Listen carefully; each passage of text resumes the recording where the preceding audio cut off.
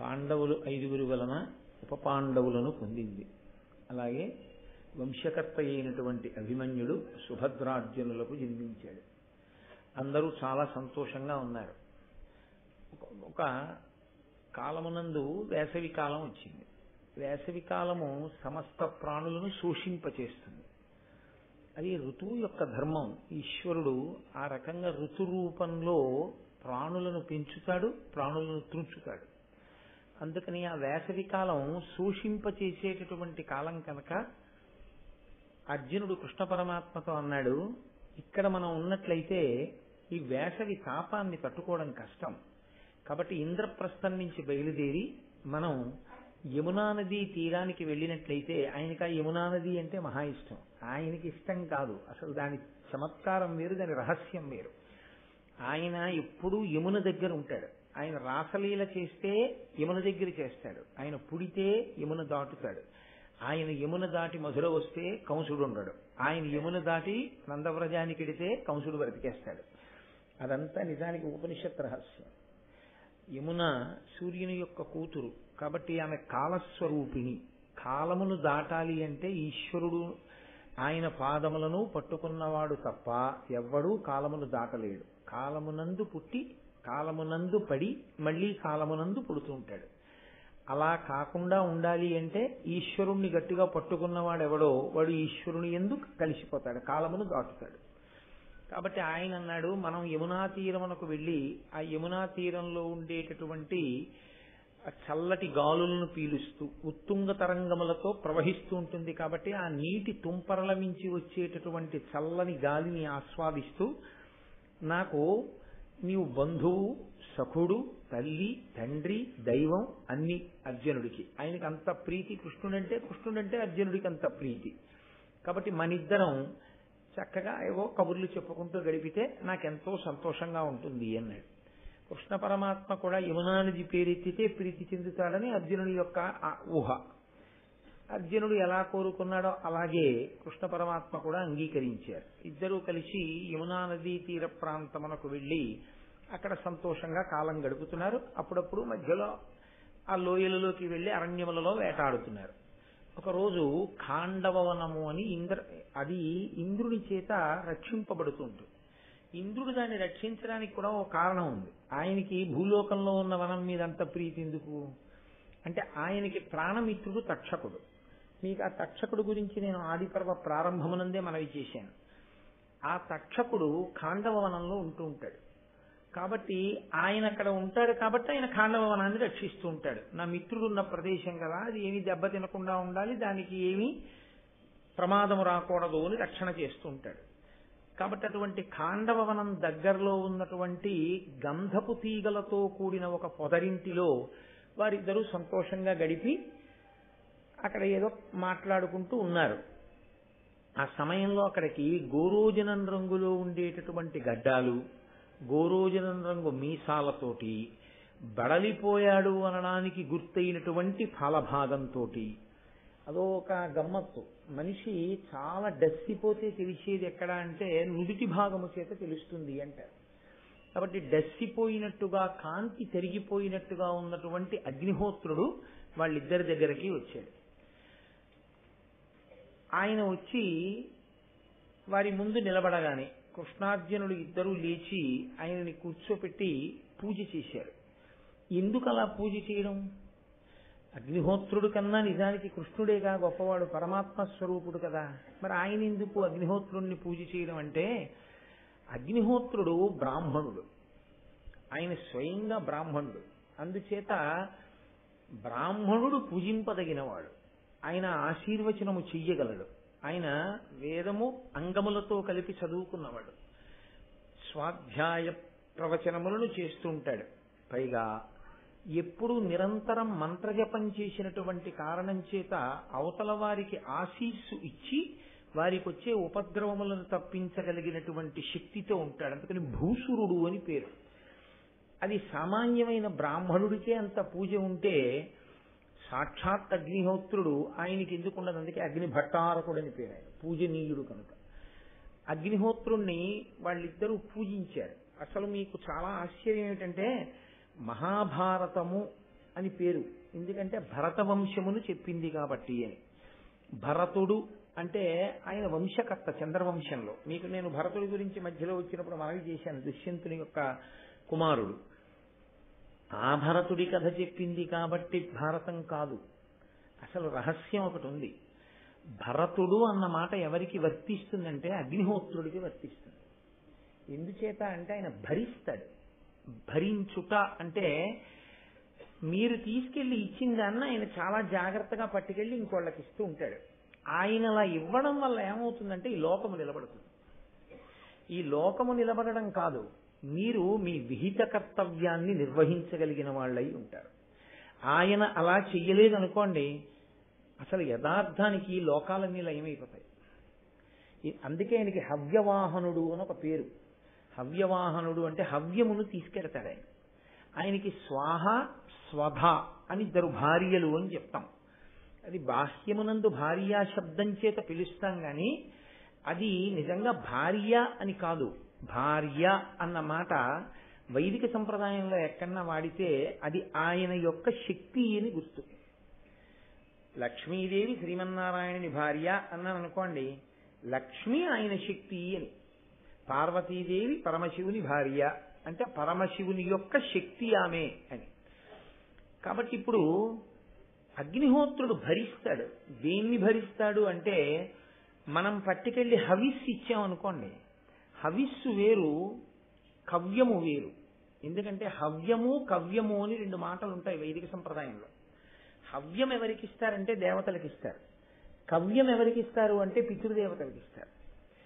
పితృదేవతల్ని జ్ఞాపకం పెట్టుకుని వాళ్ళకి తద్దినం పెట్టకపోతే ఏమవుతుంది అంటే, వాళ్ళు ఎవరు తద్దినం పెట్టవలసిన వాడో వాడు పెట్టకపోతే వాడిని ఏం చేయరు. వాళ్ళు వాడిని ఇబ్బంది పెట్టరు. కానీ వాళ్ళు తమ ప్రభావం ఎవరి మీద చూపిస్తారంటే తద్దినం పెట్టని వాడి బిడ్డల మీద చూపిస్తారు. కొడుకు పెట్టట్లేదనుకోండి, ఆ కొడుకు బిడ్డల మీద దాని ప్రభావం ఉంటుంది. ఎందుకనంటే దేవతలకి కూడా ఒక లక్షణం ఉంది. పుత్ర సంతానాన్ని ఇవ్వాలి అని అనుకున్నప్పుడు తిన్నగా పుత్ర సంతానాన్ని ఇవ్వరు. పితృదేవతలను అడుగుతారు, ఇమ్మంటావా వీడికి కొడుకుని ఇవ్వచ్చా అని అడుగుతారు. పితృదేవతలకి వీడు అన్నం పెడితే, వీడు జలప్రదానం చేస్తే వాళ్ళ అనుగ్రహం ఉంటే తప్ప పుత్ర సంతానం కలిగి కర్మ సంతానం రాదు అన్నారు. కర్మ సంతానము అంటే పెద్ద కొడుకు, కడుపున పుట్టిన పెద్దవాడు కర్మ సంతానం, చివరివాడు ఐశ్వర్య సంతానం. కాబట్టి పెద్ద కొడుకున్నాడు అంటే ఏమిటంటే తన శరీరం పడిపోయినప్పుడు ఈ శరీరంలో ఉండేటటువంటి పంచభూతములను బ్రహ్మాండములో ఉన్న పంచభూతములలోకి పంపించేసి మళ్ళీ ఇతను ఈ శరీరంలో ఉండగా చేసుకోగలిగాడో చేసుకోలేకపోయాడో అని ఇందులో ఉన్న జీవుణ్ణి తరింపచేయడానికి గయాశ్రాద్ధం పెడతాడు. ఎవడు గయాశ్రాద్ధం పెట్టాడో వాడినే కొడుకుని పిలుస్తుంది శాస్త్రం. అసలు గయ వెళ్లి తల్లిదండ్రులకి తద్దినం పెట్టని వాడెవడో వాడు వైదిక మర్యాద యందు కొడుకే కాదు. అందుకే అలా పెట్టకపోతే ఏం చేస్తారంటే తద్దినం పెట్టి ఇది గయారాధనతో సమానమగుగాక అని ఒక సంకల్పం చేస్తారు. గయ వెళ్ళిన దానితో సమానమగుగాక. డబ్బు లేకపోయి గయ వెళ్ళి తద్దినం పెట్టలేదు, శాస్త్రం అంగీకరిస్తుంది. కానీ ఏది అంగీకరించదో తెలుసా అండి? సంవత్సరానికి ఒక్కసారైనా అగ్నిముఖంగా దేవతలకు హవిస్సులిచ్చి యాగం చేయకపోతే శాస్త్రం క్షమించదు. కాబట్టి ఆయన ఏం చేస్తాడంటే మీరు హవ్యమును ఇస్తే, హవిస్సునిస్తే ఆ హవిస్సుని పట్టుకెళ్ళి దేవతలకు ఇస్తాడు. ఇప్పుడు ఆ దేవతలు ఏం తింటారంటే మనమిచ్చిన హవిస్సునే వాళ్ళు తింటారు. తింటే దేవతలు ప్రీతి చెందుతారు. ప్రీతి చెంది దేవతలకు ఒక లక్షణం ఉంటుంది. నేను మీతో చాలా మాటలు మనవి చేశాను ఈ విషయం. దేవతలు ప్రీతి చెందినా దేవతలు కనపడినా వాళ్ళు ఏమీ ఇవ్వకుండా వెళ్ళరు. ఏదో ఒకటి ఇస్తారు. వాళ్ళు నీకేం కావాలని అడుగుతారు. మిమ్మల్ని వచ్చి అడగకపోయినా మీరు మనసులో ఏ సంకల్పం చేసుకున్నారో సంకల్పాన్ని తీరుస్తారు. అందుకే యాగశాలకి ప్రదక్షిణం చెయ్యండి అని చెప్తారు. ఎందుకంటే అది దేవతలు వచ్చి హవిస్సు తీసుకుని వెళ్ళేటటువంటి ప్రదేశం అది. కాబట్టి అది పరమ పవిత్రం, దేవతల చేత తొక్కబడి ఉంటుంది. అది దానికి ప్రదక్షిణం చేస్తే దేవతలందరికీ ప్రదక్షిణం చేసినట్టు, పైగా ఒక సద్బ్రాహ్మణుడికి ప్రదక్షిణం చేసినట్టు. అగ్నిహోత్రుడు మరి హోమంలో ఉన్నాడు కదా, హోమగుండము అంటారు. హోమగుండము అంటే మీరు ఇచ్చినది మీ కన్నులకు కనపడేటట్టుగా తినబడక, మీ కన్నులకు కనపడకపోయినా వేద ప్రమాణము చేత తినబడుతుంది అనే దాంట్లో సందేహము లేని ప్రదేశమేదో దానికి హోమగుండమున్న యాగశాల అని. ఏది మీ కంటికి కనపడేటట్టు తినబడుతుందో దాన్ని బలిహరణ పీఠము అని పిలుస్తారు. బలిహరణ పీఠం మీద పట్టుకెళ్ళి ముద్ద పెట్టారనుకోండి, ఒక కాయకి వచ్చి తింటుంది. బలి పెట్టాడంట. బలి పెట్టాడు అంటే జంతువుల్ని చంపేయడం అని కాదు దాని ఉద్దేశం. బలి పెట్టాడు అంటే ఓ పిల్లో లేకపోతే ఓ కాయకో ఏదో ఒకటి వచ్చి తింటుంది. ఎందుచేత అంటే శాస్త్రానికి ఒక మర్యాద ఉందండి. అన్ని పిండములను వైదిక సంప్రదాయంలో ఒకే గాట కట్టి పిలవరు. పక్షికి మాంసపిండము అని పేరు. అందుకే పక్షిని తినేస్తాయి అన్ని. పక్షి దొరుకుతుందా అని పాము కూడా చూస్తూ ఉంటుంది.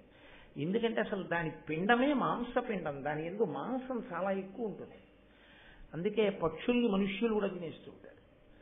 ఆ పక్షికి అన్నం పెట్టాలి. అందుకే ఇంట్లోనూ పెట్టాలి, బయట పెట్టాలి. అసలు నిజానికి అగ్నికార్యం అనేది ఎంత దూరం ఉంటుందంటే, త్రేతాగ్నులు అని ఉంటాయి. అందులో శ్రౌతాగ్ని అని ఒక అగ్ని, దాన్ని పూజించాలి. అందుకే ఆహితాగ్నుడు అని ఒక పేరు. అంటే ఆయన ఎప్పుడూ అగ్నిని 2 కుండముల యందు ఆరాధన చేస్తాడు. అలా చేస్తే ఆ పేరుతో పిలుస్తారు. శ్రౌతాగ్ని అని ఉంటుంది. ఆ శ్రౌతాగ్నిలోంచే కనీసంలో కనీసం సోమయాగం సంవత్సరానికి ఒక్కసారి చేసి తీరాలి అని. ఒకవేళ సోమయాగం చెయ్యలేదనుకోండి, డబ్బులు లేవండి, నేను చేయడానికి కుదరదు కదా, అందుకని నేను చెయ్యలేదండి, నేను దరిద్రుణ్ణి అని ఒక బ్రాహ్మణుడు అన్నాడు అనుకోండి, మళ్ళీ చిత్రం ఏమిటో తెలిసే, ఇది క్షత్రియులకు వైశ్యులకు ఇతరులకు ప్రతి సంవత్సరం యాగం చెయ్యాలన్న నియమం లేదు. ఈ నియమం ఎవరికంటే బ్రాహ్మణుడికి. అలా చెయ్యని వాడు భ్రష్ట బ్రాహ్మణుడు. నేనైనా కూడా చేయకపోతే అంతే. శాస్త్రం శాస్త్రమే. శాస్త్రం చెప్పేటప్పుడు నాకు అన్వయం అయితే మళ్ళీ ఇబ్బంది ఏమో అని చెప్పడం మానకూడదు, అదో తప్పు. ప్రతి సంవత్సరం చెయ్యాలి యాగం. ఒకవేళ డబ్బు లేకపోతే భిక్షాటన చేసి యాగం చేయమన్నారు. అలా భిక్షాటనకి వెళ్ళి ఎప్పుడు వెళ్ళాలి అలా భిక్షాటనకి అడిగారు. వసంతకాలంలో వెళ్ళమని చెప్పారు. నేను సొంతంగా చెప్తున్నాను అనుకుంటున్నారేమో, అది వేదభాష్యం. వేదంలో చెప్పారు, బ్రాహ్మణుని యొక్క కర్తవ్యములలో విహిత కర్తవ్యాల్లో తప్పకుండా తన దగ్గర డబ్బు లేకపోతే జోలె పట్టి ఇంటింటికి వెళ్ళి, అయ్యా బ్రాహ్మణ పుటక పుట్టానండి, ఈ సంవత్సరం యాగం చేసుకోలేకపోయాను, సోమయాగం చేసుకుంటాను, నాకు ద్రవ్యం ఇవ్వండి అని అడగాలి. అలా వసంతకాల ప్రారంభమునందు తిరగగా వచ్చినటువంటి ద్రవ్యంతో యాగం చేసేటటువంటి అలవాటు ఎవడున్నాడో వాడిని ప్రతి వసంత సోమయాజి అని పిలుస్తారు. ఆయనకు ఒక ప్రత్యేకమైన గౌరవం శాస్త్రంలో. పుట్టుక చేత దరిద్రుడైన, గత జన్మలలో చేసిన పుణ్యము లేక ఈ జన్మలో ఐశ్వర్యము లోపించిన 4 ఇళ్ల ముందుకెళ్లి వసంతకాలంలో భిక్షాటన చేసి సోమయాగం మాత్రం చేస్తాడు తప్ప అసలు యాగం చెయ్యకుండా బ్రాహ్మణుడు ఉండరాదు. బ్రాహ్మణుణ్ణి దానం పట్టు అని శాస్త్రం ఎందుకు చెప్పిందంటే, దానం పట్టి తీసుకెళ్లి ఇంట్లో దాచమని కాదు. బ్రాహ్మణుడు దానం ఎందుకు పట్టాలి అన్న దాని మీద వ్యాఖ్యానం చేశారు వేదమంత్రాలకి. ఎందుకు దానం పట్టాలి అంటే, మళ్ళీ ఎక్కడైనా యాగం జరుగుతున్న చోట దీక్షావస్త్రాలుగా ఇచ్చేసేయాలి. దీక్ష అన్న మాటకు అర్థం ఏమిటి అంటే, మళ్ళీ స్కాంద పురాణం దాని మీద విశేషంగా మాట్లాడింది. దీక్ష వస్త్ర సంబంధమై ఉంటుంది. అందుకే దీక్షావస్త్రములను ఇచ్చామంటారు తప్ప దీక్ష చెంబిచ్చాం, దీక్ష కలశిచ్చాం, లేకపోతే దీక్షా ఫలాలు ఇచ్చామన్నారు, దీక్షావస్త్రాలు ఇచ్చామంటారు. దీక్ష వస్త్రముతో ఉంటుంది. అలా పుచ్చుకుంటే ఆ వస్త్రాన్ని ఎలా కట్టుకోవాలి? ఆ వస్త్రము ఈశ్వరుడై ఉంటాడు అని వేదం చెప్తోంది. పటల పన్నం అని వేదంలో ఒక పన్నం, అందులో వస్త్రమునందు ఈశ్వరుడు ఎలా ఉంటాడో చెప్తుంది. కాబట్టి దీక్షావస్త్రము అని ఇస్తాడు. బ్రాహ్మణుడు దానం అందుకు పడతాడు, పట్టి మళ్ళీ లోకోపకారము కొరకు యాగమునందు ఇస్తాడు దీక్షావస్త్రంగా దాన్ని. కనుక ప్రతి వసంత సోమయాజి అంటే వసంతకాలంలో భిక్షాటన చేసైనా సరే అగ్నిముఖంగా హవిస్సు ఇవ్వవలసిందే. పితృదేవతలు సంతోషించడానికి కవ్యమునివ్వాలి. దాన్ని స్వధా అన్న మంత్రంతో అనుసంధానం చేస్తారు. స్వధా అన్నారనుకోండి పితృదేవతలకు ఎడుతోందని గుర్తు. స్వాహ అన్నారనుకోండి, దేవతలకు ఎడుతోందని గుర్తు. దేవతలకి ఇమ్మన్నావా, పితృదేవతలకి ఇమ్మన్నావా, ఎవరికి ఇమ్మన్నావు? మీరు మంత్రం చివర వాడినటువంటి శబ్దాన్ని బట్టి ఈయన వాళ్ళకి పట్టుకెళ్ళి ఇచ్చేస్తాడు. అలా ఇచ్చేస్తాడా అండి? అలా అందుతుందా అండి? నువ్వు అనుమానం పెట్టుకోక్కర్లేదు. మీ అబ్బాయి బొంబాయిలో చదువుకుంటున్నాడు, నువ్వు కాకినాడ పోస్ట్ ఆఫీసులో మనీ ఆర్డర్ కట్టావు. వెళ్తుందా వెళ్ళదా బొంబాయి? నీకు కనపడాలా ఈ డబ్బు పట్టుకెళ్ళి బొంబాయికి ఎలా ఇచ్చారో, బొంబాయిలో మీ అబ్బాయి దగ్గరికి వెతుక్కుంటూ ఎలా వెళ్ళారో, వెళ్ళి ఎలా డబ్బు ఇచ్చారో నీకు తెలిసి ఉండాలా? అక్కర్లేదు. 4 రోజులు పోయాక మీ అబ్బాయి ఉత్తరం రాస్తాడు, నాన్నగారు మీరు పంపించిన మనీ ఆర్డర్ అందిందని. మీరిక్కడ కట్టిన డబ్బుని మీ అబ్బాయికి పట్టుకెళ్ళి ఇచ్చిన వాడు మీ కంటికి కనపడకపోయినా పట్టుకెళ్ళి ఇచ్చినట్లు, మీరిక్కడ మంత్రంతో ఇచ్చిన హవిస్సుని మీ కంటికి కనపడకపోయినా అగ్నిహోత్రుడు పట్టుకెళ్ళి దేవతలకు ఇస్తాడు. ఏం అనుమానం? మీరు నిర్మించుకున్న వ్యవస్థ మీద మీకు నమ్మకమా? వేదం చెప్పిన దాని మీద నమ్మకం లేకపోవడమా?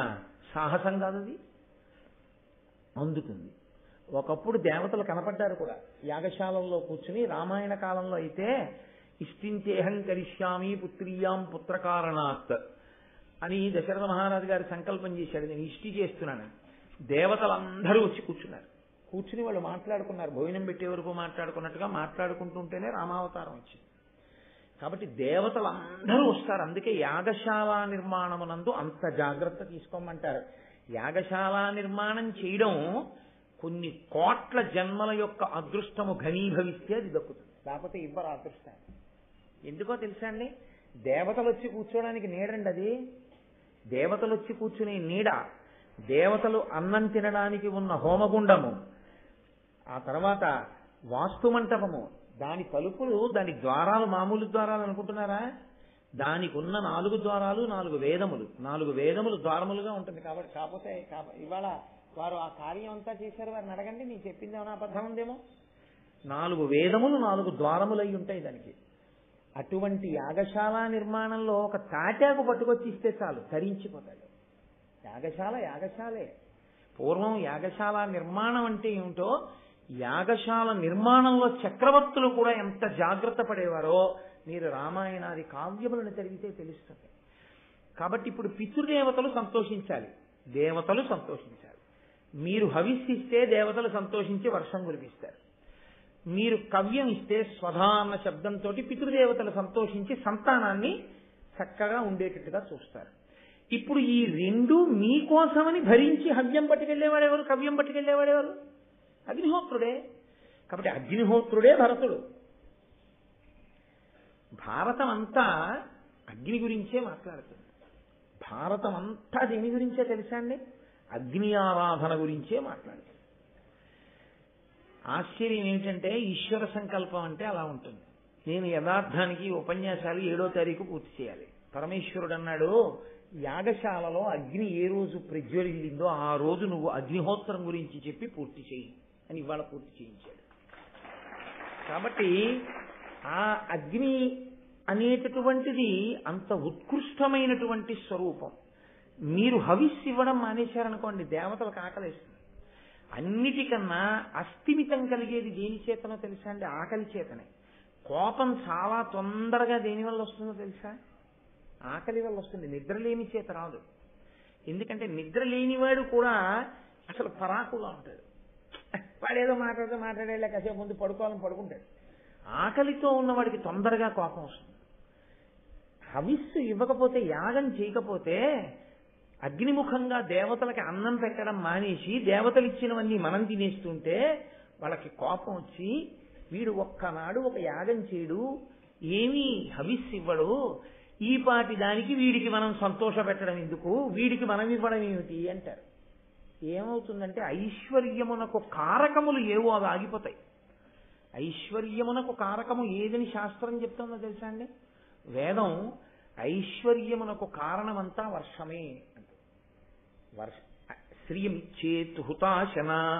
అగ్ని సంతోషిస్తే, అగ్నిముఖంగా మీరు హవిస్సిస్తే దేవతలు వర్షం కురిపిస్తారు. వర్షం కురిపిస్తే పాడి పంట అన్నీ సమృద్ధిగా ఉంటాయి.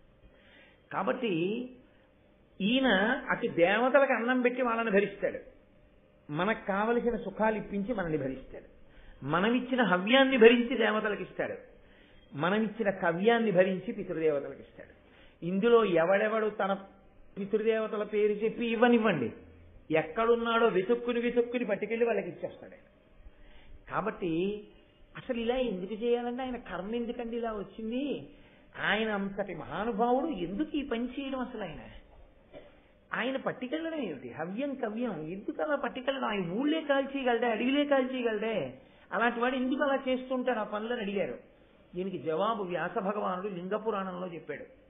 హవ్యం వహతి దేవానాం కవ్యం కవ్యాసినామపి కాకంచ కురితే వస్మి శంకరస్యైవ శాసనాత్ అని చెప్పాడు. శంకరుడు లోకములనన్నింటినీ సృజించినప్పుడు బ్రహ్మగారిని మొదట నియమించి తర్వాత అగ్నిహోత్రుణ్ణి శాసించాడు. నువ్వు 3 పనులు చేయవలసి ఉంటుంది. హవ్యం వహతి దేవానాం, ఈ మనుష్యులు ఇచ్చిన హవ్యాన్ని దేవతలకి, దేవతలు ఇచ్చినటువంటి వర్షం చేత ప్రజలు ప్రీతి పొందుతారు. మళ్లీ ప్రజలకి నీ వలననే ఐశ్వర్యం వస్తుంది. మళ్లీ వీళ్ళిచ్చిన హవ్యాన్ని మళ్లీ దేవతలకి, ఈ చక్రాన్ని నువ్వు తిప్పుతుంది. కవ్యం కవ్యాసినామపి, పితృదేవతలను ఉద్దేశించి వాడు తిథి జ్ఞాపకం పెట్టుకుని, అయ్యో మా నాన్నగారు ఈ తిథి నాడు పడిపోయారని చెప్పి ఆ తిథి నాడిచ్చిన కవ్యాన్ని వాళ్ళ నాన్నగారికి అప్పచెప్పు. వాడు పితృదేవతల యొక్క అనుగ్రహంతో మంచి సంతానంతో హాయిగా ఉంటాడు. కాబట్టి కవ్యం కవ్యాసినామపి 3 పాకంచ కురుతే వస్మి, నువ్వు వంట చేసి పెడుతుండు ప్రతి వాళ్ళ ఇంట్లో. వంట బ్రాహ్మణుడు అన్న మాట ఎందుకు వచ్చిందో తెలుసా అండి? లోకంలో మిగిలిన వాళ్ళని ఎవరిని అలా పిలవరు. వంట ఆయన వచ్చాడా అని అడగరు, వంట బ్రాహ్మణుడు వచ్చారా అండి అంటారు. వంట బ్రాహ్మణుడు అని ఎందుకంటారంటే లోకంలో మొట్టమొదటి వంట బ్రాహ్మణుడు అగ్నిహోత్రుడు. ఆయన వస్తే మాత్రం ఏం చేస్తాడు? ఆయనకైనా ఏం ఉండాలి వండడానికి? అగ్నిహోత్రం ఉండాలిగా. అగ్నిహోత్రం ఉంటేనేగా పచనం చేయడం. మొట్టమొదట అసలు ఇంట్లో కాదు ఎక్కడైనా పచనం చేసి పెట్టేవాడు ఎవరంటే అగ్నిహోత్రుడే. ఆయనే మొదటి వంటవాడు. ఇంటింటి వంటవాడు ఎవరంటే అగ్నిహోత్రుడు. ఏమైన కర్మ పాకంచ కురుతే వహ్ని శంకరస్యైవ శాసనాత్, శంకరుని యొక్క శాసనం మేరకి 3 చేస్తుంటాడు ఆయన. అటువంటి అగ్నిహోత్రుణ్ణి అందరూ ఆరాధించాలి అని చెప్పింది శాస్త్రం. చాలా మంది ఏమనుకుంటారంటే అగ్నిని ఆరాధించడము అంటే అది ఒక్క బ్రాహ్మణులు మాత్రమే చేసే పని అనుకుంటారు. అయితే ఇక్కడ శాస్త్రాన్ని అర్థం చేసుకోవడంలో ఒక విషయాన్ని జాగ్రత్తగా తెలుసుకోవాలి. బ్రాహ్మణులే అగ్నిహోత్రాన్ని దగ్గర ఉండి రక్ష చేసి హవిస్సులిచ్చి యజమానికి కావలసిన శ్రేయస్సుని చేస్తారు. ఎప్పుడు మీకు ఒక కామ్యం ఉందనుకోండి, ఏదో దశరథ మహారాజు గారి కొడుకు పుట్టాలి పుత్రకామేష్టి, అప్పుడు ఎవరు కూర్చోవాలి యాగశాలలో అని అడిగారు. మనందరి కోసం కూర్చోవలసి వస్తే ఒక్క బ్రాహ్మణుడు మాత్రమే వెళ్ళి చెయ్యాలి. ఎందుకంటే ఆయన వేదం చదువుకున్నాడు కాబట్టి, ఆయన ప్రతిరోజు ఆ శౌచం పాటిస్తాడు కాబట్టి, ప్రతిరోజు సంధ్యావందనం చేసి యదస్మాత్ కురుతే పాపం తదస్మాత్ ప్రతిముచ్యతే, యద్రాత్ర్యాత్ కురుతే పాపం తద్రాత్ర్యాత్ ప్రతిముచ్యతే అని అడుగుతాడు. కాబట్టి కాదు అంటే దాని ఉద్దేశం పాపం చేయమని కాదు, చేసి సంధ్యావందనం చేయమని కాదు, అసలు పాపం చేసే బుద్ధి పోయేటట్టుగా చేయమని అడగాలి తప్ప సంధ్యావందనం చేస్తాను కాబట్టి పగల పాపం పగలపోతుంది, రాత్రి పాపం రాత్రి పోతుంది, గొడవ ఏముందని పాపాలు చేయమని కాదు దాని ఉద్దేశం. కాబట్టి అటువంటి బ్రాహ్మణుడు మిగిలినటువంటి వారందరికీ కూడా శ్రేయస్సు కల్పించాలి అని. ఏం ఆయన ఎందుకు కల్పించాలని అడిగారు. ఏ వేదం ఉత్తినే మాట్లాడుతుంది అనుకుంటున్నారంటే ఏమైనా మాట్లాడితే అసలు ఈ వేదము ఈ ధర్మము ఈ బ్రాహ్మణుడు బతికి బట్ట కట్టాలంటే పైన క్షత్రియుడు కాపాడాలి. నిన్న బ్రాహ్మణుడు గోవులు ఎత్తుకుపోతే ఎవరు వెళ్ళారు? ధనస్సటుకుని అర్జునుడు వెళ్ళాడు. వెళ్ళినందుకు ద్రౌపదీ ధర్మరాజు కనబడితే 12 నెలలు తీర్థయాత్ర చేశాడు. కాబట్టి క్షత్రియుడు రక్షణ చెయ్యాలి. ఆయన వెళ్ళి లోపల కూర్చుని ఆయనే మంత్రాలు చదువుకుని ఆయనే అన్ని చేసుకుంటూ కూర్చుంటే ఎవరికైనా ఆపద వస్తే రక్షించేవాడు ఎవరు? కాబట్టి ఆయనకి నువ్వు చేసి పెట్టాలి. వైశ్యుడికి లోకమంతటి కొరకు వర్తకం చేసి ఊరు తదస్య యద్వైశ్య అంటోంది పురుష సూక్తం. ఆయన లోకంలో వ్యాపార ప్రక్రియను పెంచి అందరూ సంతోషంగా ఉండేటట్టుగా వర్తక వాణిజ్యముల చేత బలిష్టం చేయాలి సమాజాన్ని. కాబట్టి ఆయన్ని పని మానేసి వచ్చి యాగం చేసుకోనకూడదు. ఆయన్ని యజమానిని చేసి వరుని పుచ్చుకుని బ్రాహ్మణుడు యాగశాలలో కూర్చుని యాగం చేస్తాడు. అలాగే ఎవరైనా సరే బ్రాహ్మణులు క్షత్రియులు వైశ్యులే కాదు, ఎవరైనా బ్రాహ్మణుని చేత చేయిస్తారు. అది కారణం.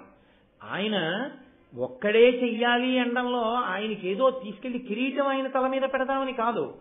అలా చేయడానికి ఆయన ఎంత జాగ్రత్తగా ఉండవలసి ఉంటుందో తెలుసా అండి? ఆయన ఎంతో జాగ్రత్తగా ఉండాలి. చాలా మంది ఇది తేలికనుకుంటారు. ఒక దేవాలయంలో అర్చకత్వం చేసిన వాడికి తెలుస్తుంది. ఆయనకి ఏముందండి, గుళ్ళో ఉంటాడనుకుంటారు. గర్భాలయంలో గాలి ఏమాడుతుందండి? వేసవి కాలంలో ఒళ్ళు తడిసిపోతుంటుంది చెమటతోటి. ఎంతో మంది అర్చకుల జీవితాలు పణం పెట్టేశారు. గాలి ఆడదు, ఎదురుగుండా భక్తులు ఉంటారు. ఆ అంతరాలయంలో నించుని నీరాజనాలు ఇచ్చి మీరు వాళ్ళు పొద్దుట్ నుంచి స్వరం తప్పకుండా ఎలా మంత్రభాగాన్ని అన్వయం చేస్తున్నారు. ఎవరు ఎక్కువ మాట్లాడతారో, ఎవరు ఎక్కువ స్వరానికి ప్రాధాన్యం ఇస్తారో వాళ్ళకి తొందరగా ఆయుర్దాయం క్షీణించిపోతుంది మాట్లాడడం చేత. బ్రాహ్మణుడు మహాత్యాగి. ఆయన అయినా కూడా ఒప్పుకుని శౌచాన్ని నిలబెట్టుకుంటాడు. కష్టపడి అలా శౌచంతోనే ఉండి లోకమునకు ప్రయోజనాన్ని చేకూరుస్తాడు. అందుకే బ్రాహ్మణులు కనబడితే నమస్కరించవయ్యా అంది శాస్త్రం. అంతేగాని అదేదో మెహర్బానీ చేయడానికి ఆయన్ని ఎత్తుపీట మీద కూర్చోబెట్టి మిగిలిన వాళ్ళని తక్కువ చేసి మాట్లాడదామన్నది శాస్త్ర ఉద్దేశ్యం కాదు. ఏదైనా సరిగా అర్థం చేసుకుని మాట్లాడాలి. మనం మాట్లాడేటప్పుడు ఒక శాస్త్రాన్ని శాస్త్రకోణంలో మాట్లాడవలసి ఉంటుంది. కాబట్టి వైశ్యుణ్ణి క్షత్రియుణ్ణి నీ పని నువ్వు చేసుకో అని చెప్పి వరుడి పుచ్చుకుని ఈయన వెళ్ళి చేసి పెడతాడు. అంటే దాని ఉద్దేశం ఇంక ఎప్పుడూ వరుడిచ్చేసి అసలు ఎప్పుడూ ఏమీ చెయ్యొద్దు అనుకుంటున్నారా మీరు? కాదు. బ్రాహ్మణ వైశ్య క్షత్రియులే కాదు, తదితరులైన వారెవరైనా కూడా అగ్నిని ఆరాధించవలసిందే. వేదం విధించింది. అగ్నిని ఆరాధించాలి, అగ్నిలోకి హవిస్సు ఇవ్వాలి. ప్రతి ఇంట్లో అగ్నిహోత్రం ఉండాలి. యథార్థమునకు వైద్యనాథ దీక్షీయము అని చెప్పి వైద్యనాథ దీక్షితీయము అని అందులో ప్రత్యేకించి బ్రాహ్మణ వైశ్య క్షత్రియులు కాకపోతే అగ్నిహోత్రాన్ని ఎలా ఆరాధించాలో, జాతకర్మ ఎలా చెయ్యాలో దగ్గర నుంచి సమస్తం అందులో చెప్పారు. కాబట్టి అగ్నిహోత్రం అనందు మినహాయింపు లేదు. యథార్థానికి అందరూ చెయ్యాలి. ఇది ఎంత కఠినంగా ఉంటుందో తెలుసా అండి. ఆ విషయంలో చేయకపోతే తప్పని ఒప్పుకోవాలంటే. ఏదో ఒక రోజు చేసే రోజు రావాలనాలి కానీ అబ్బాయి ఎక్కడ జరుగుతుందండి అని అనకూడదు. బ్రహ్మచర్యము అని ఒకటి ఉంటుంది. బ్రహ్మచారి సంధ్యావందనం చేసుకోవడం ఒకటే కాదు. బ్రహ్మచారి యొక్క అత్యంత విహిత కర్తవ్యం ఏమిటో తెలుసా అండి? సమిధాదానము. అంటే పలాశ వృక్షం నుంచి తెచ్చినటువంటి పేడు కానీ, లేదా మోదుగ వృక్షం నుంచి తెచ్చినటువంటి పేడు కానీ, ఉదయము సాయంకాలము కూడా 2 పేళ్లు యజమాని అగ్నిహోత్రంలోకి సమర్పించాలి. గురువుగారి అగ్నిహోత్రంలో కానీ, తండ్రి గారి అగ్నిహోత్రంలో కానీ సమర్పించాలి. ఎప్పుడు ఆగిపోతుంది సమిధాదానం అని అడిగారు. పెళ్లి జరిగిన రోజు రాత్రి ముహూర్తమైనా సరే తండ్రి గారి అగ్నిహోత్రంలోంచే తెచ్చి ఇతని గృహస్థాశ్రమంలోకి ప్రవేశించగానే ఇతని అగ్నిహోత్రాన్ని వెలిగిస్తారు. ఇతను ఆ అగ్నిహోత్రం వదిలిపెట్టి వెళ్ళిపోకూడదు న్యాయానికి. ఆ అగ్నిహోత్రాన్ని 2 కారణముల చేత మాత్రమే ఆపేస్తారు. ఒకటి, అతను మళ్ళీ చనిపోయినప్పుడు ఏం చేస్తారంటే ఆ అగ్నిహోత్రాన్నే పట్టుకెళ్ళి అతని శరీరాన్ని కాల్చేస్తారు. అప్పుడు ఆ అగ్నిహోత్రం ఆగిపోతుంది. రెండవది, అతను సన్యసిస్తే ఇంకా అగ్నిహోత్రాన్ని నిధనం చేస్తారు. తప్ప అగ్నితో అంత ముడిపడిపోయి ఉంటాయి అన్ని ఆశ్రమాలు. ఒక్క అగ్ని సంబంధం లేనివాడు ఎవరో తెలుసా అండి సనాతన ధర్మంలో? ఒక్క సన్యాసి. సన్యాసి ఏ కారణం చేత కూడా అగ్ని సంబంధం పెట్టుకోకూడదు. మిగిలిన 3 ఆశ్రమాల వాళ్ళు అగ్నితో సంబంధం లేకుండా బతకూడదు. అగ్నితో సంబంధం పెట్టుకుని బ్రతకకూడని వాడు ఎవరైనా ఉంటే ఒక్క సన్యాసి. అందుకే వంట లేదు. తాను వంట చేయించుకోవడం అన్నది కానీ తను వండుకోవడం కానీ లేదు. భిక్షాన్నం తింటాడంతే. సన్యాసం స్వీకరించినదాదిగా అగ్ని సంపర్కం పోతుంది. కాబట్టి సన్యాసిగా శరీరాన్ని విడిచిపెట్టేస్తే ఇంకా శరీరాన్ని అగ్ని యందు వ్రేల్చవద్దు అని. అందుకని కాల్చరు సన్యాసి శరీరాన్ని. భూమిలో పెట్టేసేసి కర్పూరం వేసి పెట్టి దాని మీద శివలింగాన్ని పెడితే అధిష్టానము అంటారు. దాని మీద తులసి కోట పెడితే బృందావనము అంటారు. కాబట్టి ఇంతకీ నేను మీతో ఇవన్నీ ఎందుకు మనవి చేశాను అంటే, అగ్ని సంబంధం లేకుండా సనాతన ధర్మంలో ఉండే అవకాశం ఉందా? నాకు ఒక్క మాట చెప్పండి. అసలు లేదు. అగ్ని అంత గొప్పది. ఇన్ని భరిస్తాడు కాబట్టి ఆయన భరతుడయ్యాడు. అందుకే మీకు విచిత్రం ఏమిటంటే, మహాభారత ప్రారంభము యాగముతో, సర్పయాగం. పావులు అందులో పడిపోతాయి. మహాభారతం పూర్తయిపోవడం అశ్వమేధ యాగం. 2 యాగములు. 2 యాగములలో అగ్నిహోత్రుడే ప్రధాన పాత్ర. యాగము అంటే అగ్ని. ఆ అగ్ని లౌకికాగ్ని పనికిరాదు, అక్కడ పట్టుకెళ్ళి అగ్గిపుల్ల గీయకూడదు. కాబట్టి ఆరణి మంధనము అని వాళ్ళ మధ్యాహ్నం చేశారు కదా, దాన్ని మదించి తీయాలి ఆ అగ్నిహోత్రాన్ని. కాబట్టి అగ్ని గురించి మాట్లాడింది ఈ మధ్యలో ఎన్ని చోట్ల మాట్లాడిందో అగ్నిహోత్రుడు గురించి. సరే, మీరు ఆది పర్వంలో ఎన్ని చోట్ల విన్నారు, ఆయన ఎందుకు సర్వభక్షకుడయ్యాడన్న విషయం కూడా మీరు విన్నారు, బ్రహ్మగారు ఆయనకి ఇచ్చిన వరం మీరు విన్నారు. కాబట్టి అసలు మహాభారతము భరతుడు అన్న పేరుతో ఎవరి గురించి మాట్లాడింది అంటే అగ్ని గురించి మాట్లాడింది. అగ్ని గురించి మీరు విశేషంగా తెలుసుకోవాలి అంటే మహాభారతం చదివితే అర్థమవుతుంది. కాబట్టి మహాభారతాన్ని పరమభక్తితో చదివినటువంటి వాడు సోమయాజి అయిన వాడితో సమానం. అగ్నిహోత్రం గురించి స్తోత్రం చేసిన వాడితో సమానం, పూజించిన వాడితో సమానం. అందుకే మహాభారతం ఎవరు చదువుతారో, మహాభారతం ఎవరు వింటారో అటువంటి వారికి అంత గొప్ప స్థితిని ఇస్తారు. కాదు, మీకు నేను ఒక విషయం ఇంత పూర్వం చెప్పానేమో, పెద్దలైన వారు ఎప్పుడైనా దేవాలయానికి వస్తే ఏమడుగుతారో తెలుసా అండి? ఇక్కడ ఎప్పుడైనా భారతం చదివారా అని అడుగుతారు, చెప్పారా అని అడగరు. చెప్పడం మాట దేవుడు ధర్మ సూక్ష్మ సమన్వయం చెయ్యొద్దు, అందుకని చెప్పడం మాట అలా ఉంచు. చదివారా ఎవరైనా ఇక్కడ భారతం అంటే? భారతం చెప్పక్కర్లేదు, భారతం అలా చదివేస్తే చాలు. రోజు ఎంతమంది వచ్చారు అనవసరం, రోజు భారతం చదివి ఎవడో ఒకడు కూర్చుంటున్నాడు అనుకోండి, ఎవడూ లేకపోతే గుళ్ళో అర్చకుడు ఉంటాడా, గుళ్ళో కూర్చుని భారతం చదువుతారు. 18 పర్వాల భారతము దేవాలయంలో ఎక్కడైనా చదివింపబడితే ఆ దేవాలయం యొక్క మర్యాద, దాని స్థాయి మారుతుంది. తెలుసా అండి? ఎందుకంటే అది పంచమ వేదం, వేదమంతా అగ్ని మీదే ఆధారం. అసలు ఋగ్వేదం అగ్ని మీలే పురోహితం అంటూ అగ్ని శబ్దం చేతే కదా ప్రారంభం. సరే, అలా చెప్తూ పెడితే దానికి అంతే ఏముంటుంది? అందుకని అక్కడి వరకు వినండి చాలు. కాబట్టి అగ్ని సంబంధమైనటువంటి విషయము, అగ్ని ఆరాధన చెయ్యకుండా ఉండరు. పైగా మీకు గుర్తు ఏమిటో తెలుసా అండి?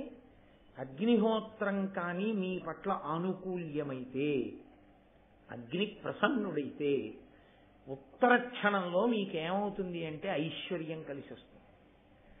ఏదో ఆపదలు కూడా తప్పుతాయి తెలుసా అండి అగ్నిహోత్రం వల్ల. చాలా, అందుకే యాగశాలకు ప్రదక్షిణం చేస్తారండి. అగ్నికి ప్రదక్షిణం కాబట్టే ఆయన చుట్టూ తిరిగితే ఆయన ఐశ్వర్యం ఇస్తాడు. ఐశ్వర్యానికి ప్రధానం ఏమిటి? ఈ శరీరం ఉండడం. ఇది ఉంటే కదా ఐశ్వర్యాన్ని అనుభవించడం. ఇదే లేదు, ఇంకా ఐశ్వర్యం ఏమిటి? ఇంక ఉన్న ఎందుకు మనకి వస్తాయి. కాబట్టి దీన్ని అట్టే పెడతాడు ఆయన, ప్రమాదమును తప్పిస్తాడు. అందుకే యాగశాల అంటే అంత గౌరవం. సనాతన ధర్మంలో యాగశాల ఎక్కడైనా వేశారు, ఇక ఆ అవకాశాన్ని వదిలిపుచ్చుకోరు ఎవరు. యాగశాల వేశారంటే తప్పకుండా ఖాళీ చేసుకుని వెళ్ళి దానికి ప్రదక్షిణం చేస్తారు.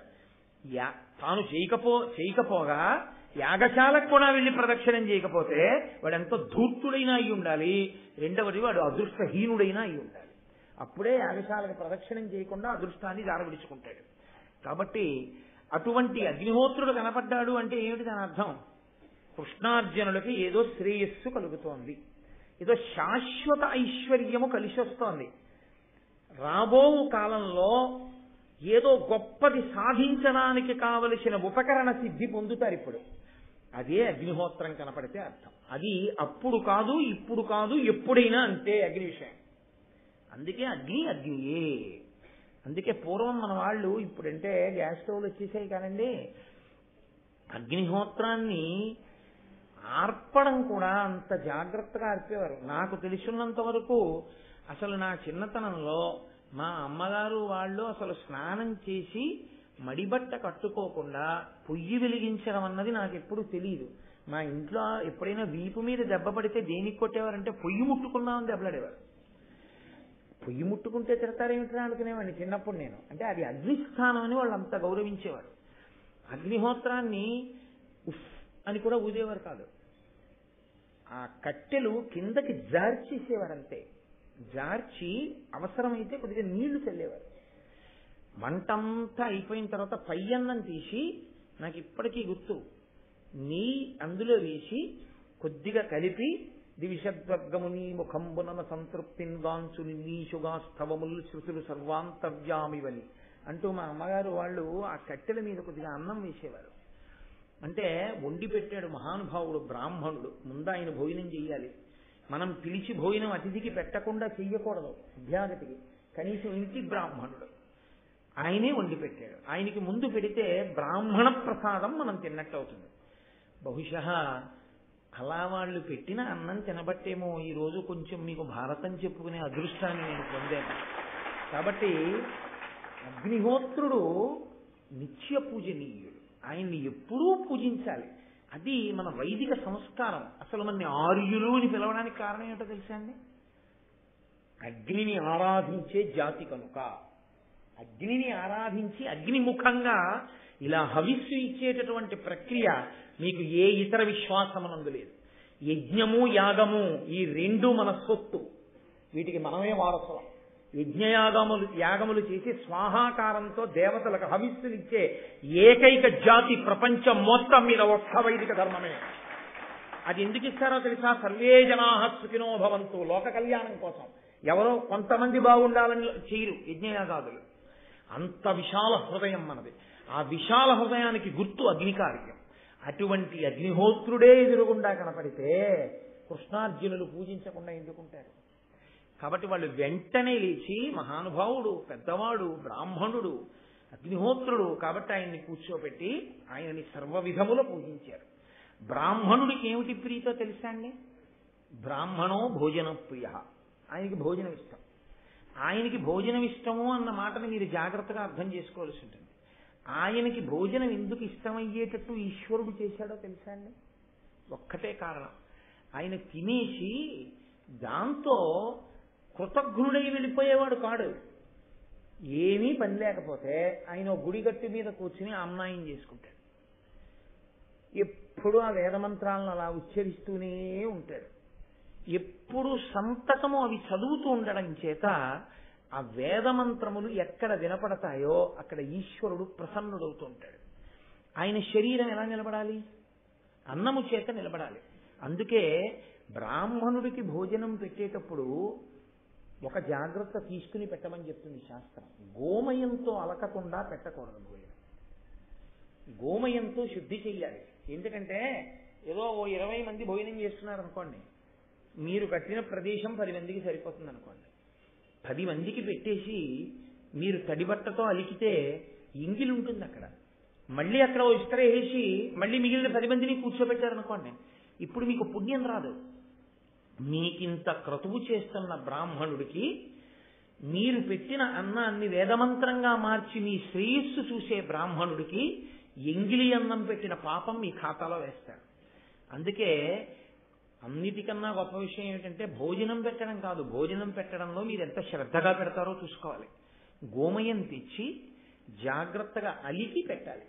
నేను అందుకే ఇవాళ పొద్దున్న వెళ్ళిపోతూ కార్యకర్తల్ని పిలిచి చెప్పి వెళ్ళాను, మీరు గోమయం తీసుకొచ్చి నీళ్లల్లో కలిపి వాళ్ళు భోజనానికి వచ్చినప్పుడు మీరు జాగ్రత్తగా భూశుద్ధి చేసి వాళ్ళకి భోజనం పెట్టండి. 10 మంది తర్వాత మళ్ళీ 10 మంది తింటే మళ్ళీ గోమయంతో అలికి పెట్టండి, తప్ప అలక్కుండా భోజనం పెట్టకండి వాళ్ళకని చెప్పారు. మీరు ఎంత మర్యాద బ్రాహ్మణుడికి ఇస్తారో అదే పూజ. దాని చేతనే దేవతలు ప్రసన్నులవుతారు. కాబట్టి ఇప్పుడు కృష్ణార్జునులు ప్రీతితో పూజ చేశారు. ఆయన పూజ చేస్తే ఆయన అన్నాడు, ఏ నమిత భోజనుండ అహీనాగ్నిబలండ నాకు ఇష్టాన్నము సమ్మానముగా పెట్టు దోపుదూరేని సంతృప్తుడనగుదును అయినట్లయినను. నేను అమిత భోజనుండ. భోజనం విషయంలో సమస్త జీవకోటికి తృప్తి ఉంటుంది. అది ఒక స్థాయి దాటిన తర్వాత తినమన్నారు అనుకోండి, తినలేరు, ఇంకొద్దండి అంతకన్నా అంటారు. ఒక్క అగ్నిహోత్రుడు మాత్రం అమిత భోజనుడు, ఎంత తిన్నా తింటాడు ఆయన. కాబట్టి నేను అమిత భోజనుండ, ఎంతైనా తింటాను. అలా తినేవాడు మీకు దొరకద్దు మీ స్థాయికి. కాబట్టి నాలాంటి వాడికి పెడితేనే అదృష్టం. అహీనాగ్ని బలుండ, నా బలం తగ్గిపోవడం అన్నది ఉండదు.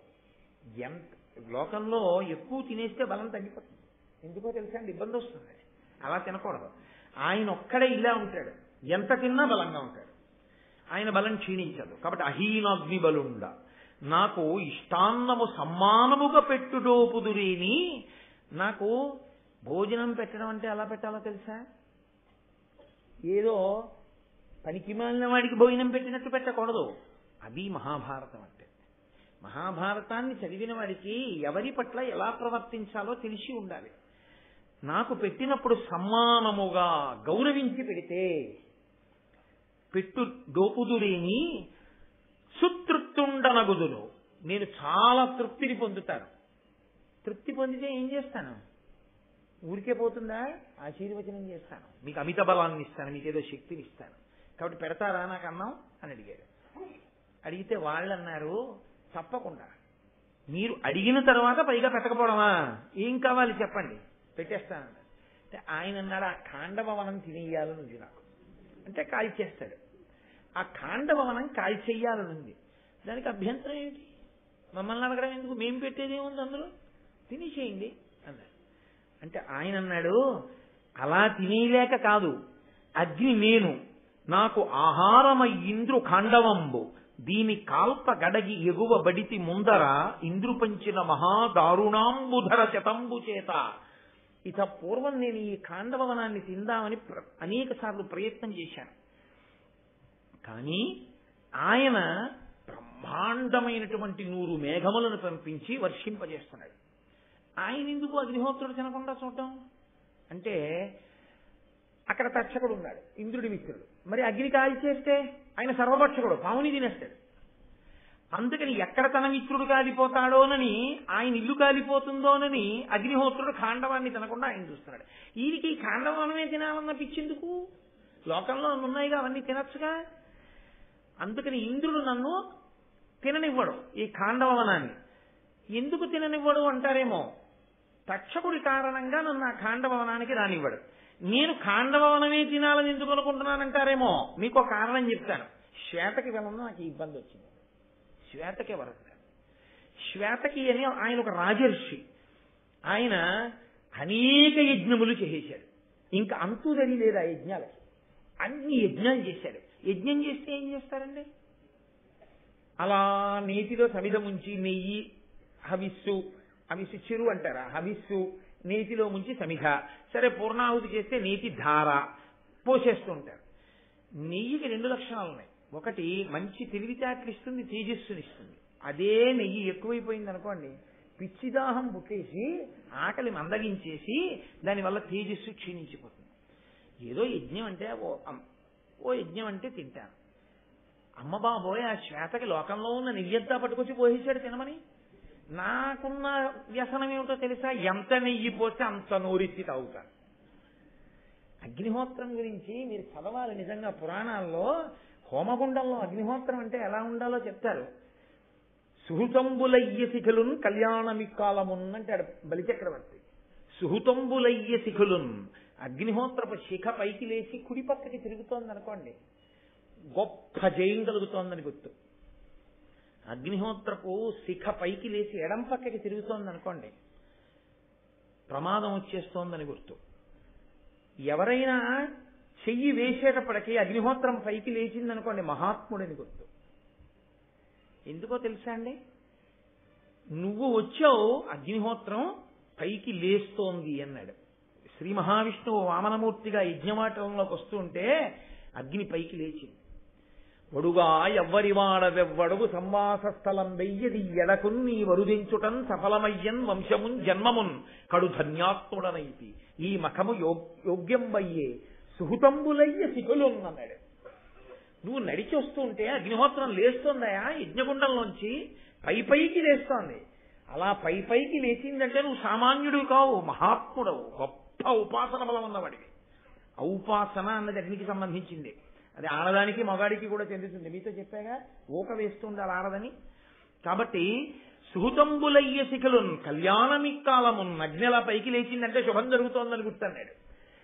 నాకు ఇవాళ ఈ అగ్ని పిచ్చి పట్టుకుంది. ఆ యజ్ఞం, ఆ అగ్ని పట్టుకున్నాను కదండి, ఏదో అరగంటలో అయిపోతుంది ఇవాళ ఉపన్యాసం అనుకున్నాను. ఇది అయ్యేటట్టు లేదు. ఈ అగ్ని అని వస్తే చాలు ఎటో వెళ్ళిపోతుంది ప్రసంగం.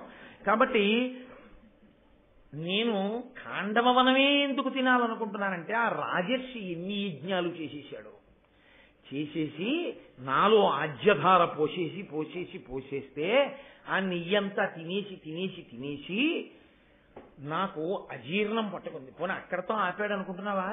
100 సంవత్సరముల సత్రయాగం చేస్తాను, మీరు అలాగే ఉందురు దీక్షలో అన్నాడు ఆ వచ్చిన ఋత్విక్కుల్ని. వాళ్ళు లేచి అన్నారు, నీకు బుద్ధి లేదయా, ఇదెక్కడ యజ్ఞాల పిచ్చి, ఎన్నాళ్ళయింది మేము మా కుటుంబాలు వదిలేసి. దీక్షితుడికి కొన్ని నియమాలు ఉంటాయి. యజ్ఞ దీక్ష తీసుకుంటే ఊరు లోపలికి వెళ్ళకూడదు. యజ్ఞ దీక్ష తీసుకున్నారనుకోండి, అదేంటి రామరావుపేటలో మా వాళ్ళు ఉన్నారంటే ఒకసారి వెళ్ళొస్తానని వెళ్ళకూడదు, దీక్షాభంగం అయిపోతుంది. అంటే ఉన్న మాట చెప్పాలి కాబట్టి చెప్తున్నాను. దీక్షావస్త్రం తీసుకుంటే దీక్ష విడిచిపెట్టేసేంత వరకు ఊరు లోపలికి వెళ్ళకూడదు. అందుకే అర్జునుడి బభ్రువాహనుడు, రావయ్య మా అంతఃపురంలో కంటే కొడుకు, నేను దీక్షలో ఉన్నానయ్యా, నేను రాకూడదని వెళ్ళిపోయాడు ఆయన. దీక్షానియమమే. ఊళ్ళో బంధువులున్నా సరే ఊరు లోపలికి వెళ్ళకూడదు. దీక్ష ఎక్కడ తీసుకున్నాడో వాళ్ళు ఎక్కడ విడిదిచ్చారో అక్కడే ఉండాలంతే. దీక్ష అయిపోయాం. నేను ఇంకో చోటి కాసేపు అలా వెళ్ళొచ్చేస్తానండి ఒకసారి అడగనకూడదు, వాళ్ళు అలా వెళ్ళమని అననకూడదు, ఆ పాపం ఈవికి వస్తుంది. ఇది విన్నట్టు ఉండాలంతే. కాబట్టి ఆయన ఏం చేశాడంటే, మరి దీక్ష తీసుకున్న వాళ్ళు కదండి చేస్తారు యజ్ఞం. వీళ్ళప్పటికి ఎన్ని యజ్ఞాలు, పెళ్ళం పిల్లల్ని వదిలేసి పాపం వీళ్ళు ఇక్కడ కూర్చుని చేయిస్తూనే ఉన్నారు. పోన్లే బ్రాహ్మణం కదా చెయ్యకపోతే ఎలాగాని అన్నాడు. 100 సంవత్సరముల సత్రయాగం కూడా చేసేద్దాం, ఇది పూర్ణాహుతి అయిపోయింది కదా అన్నాడు వెంటనే.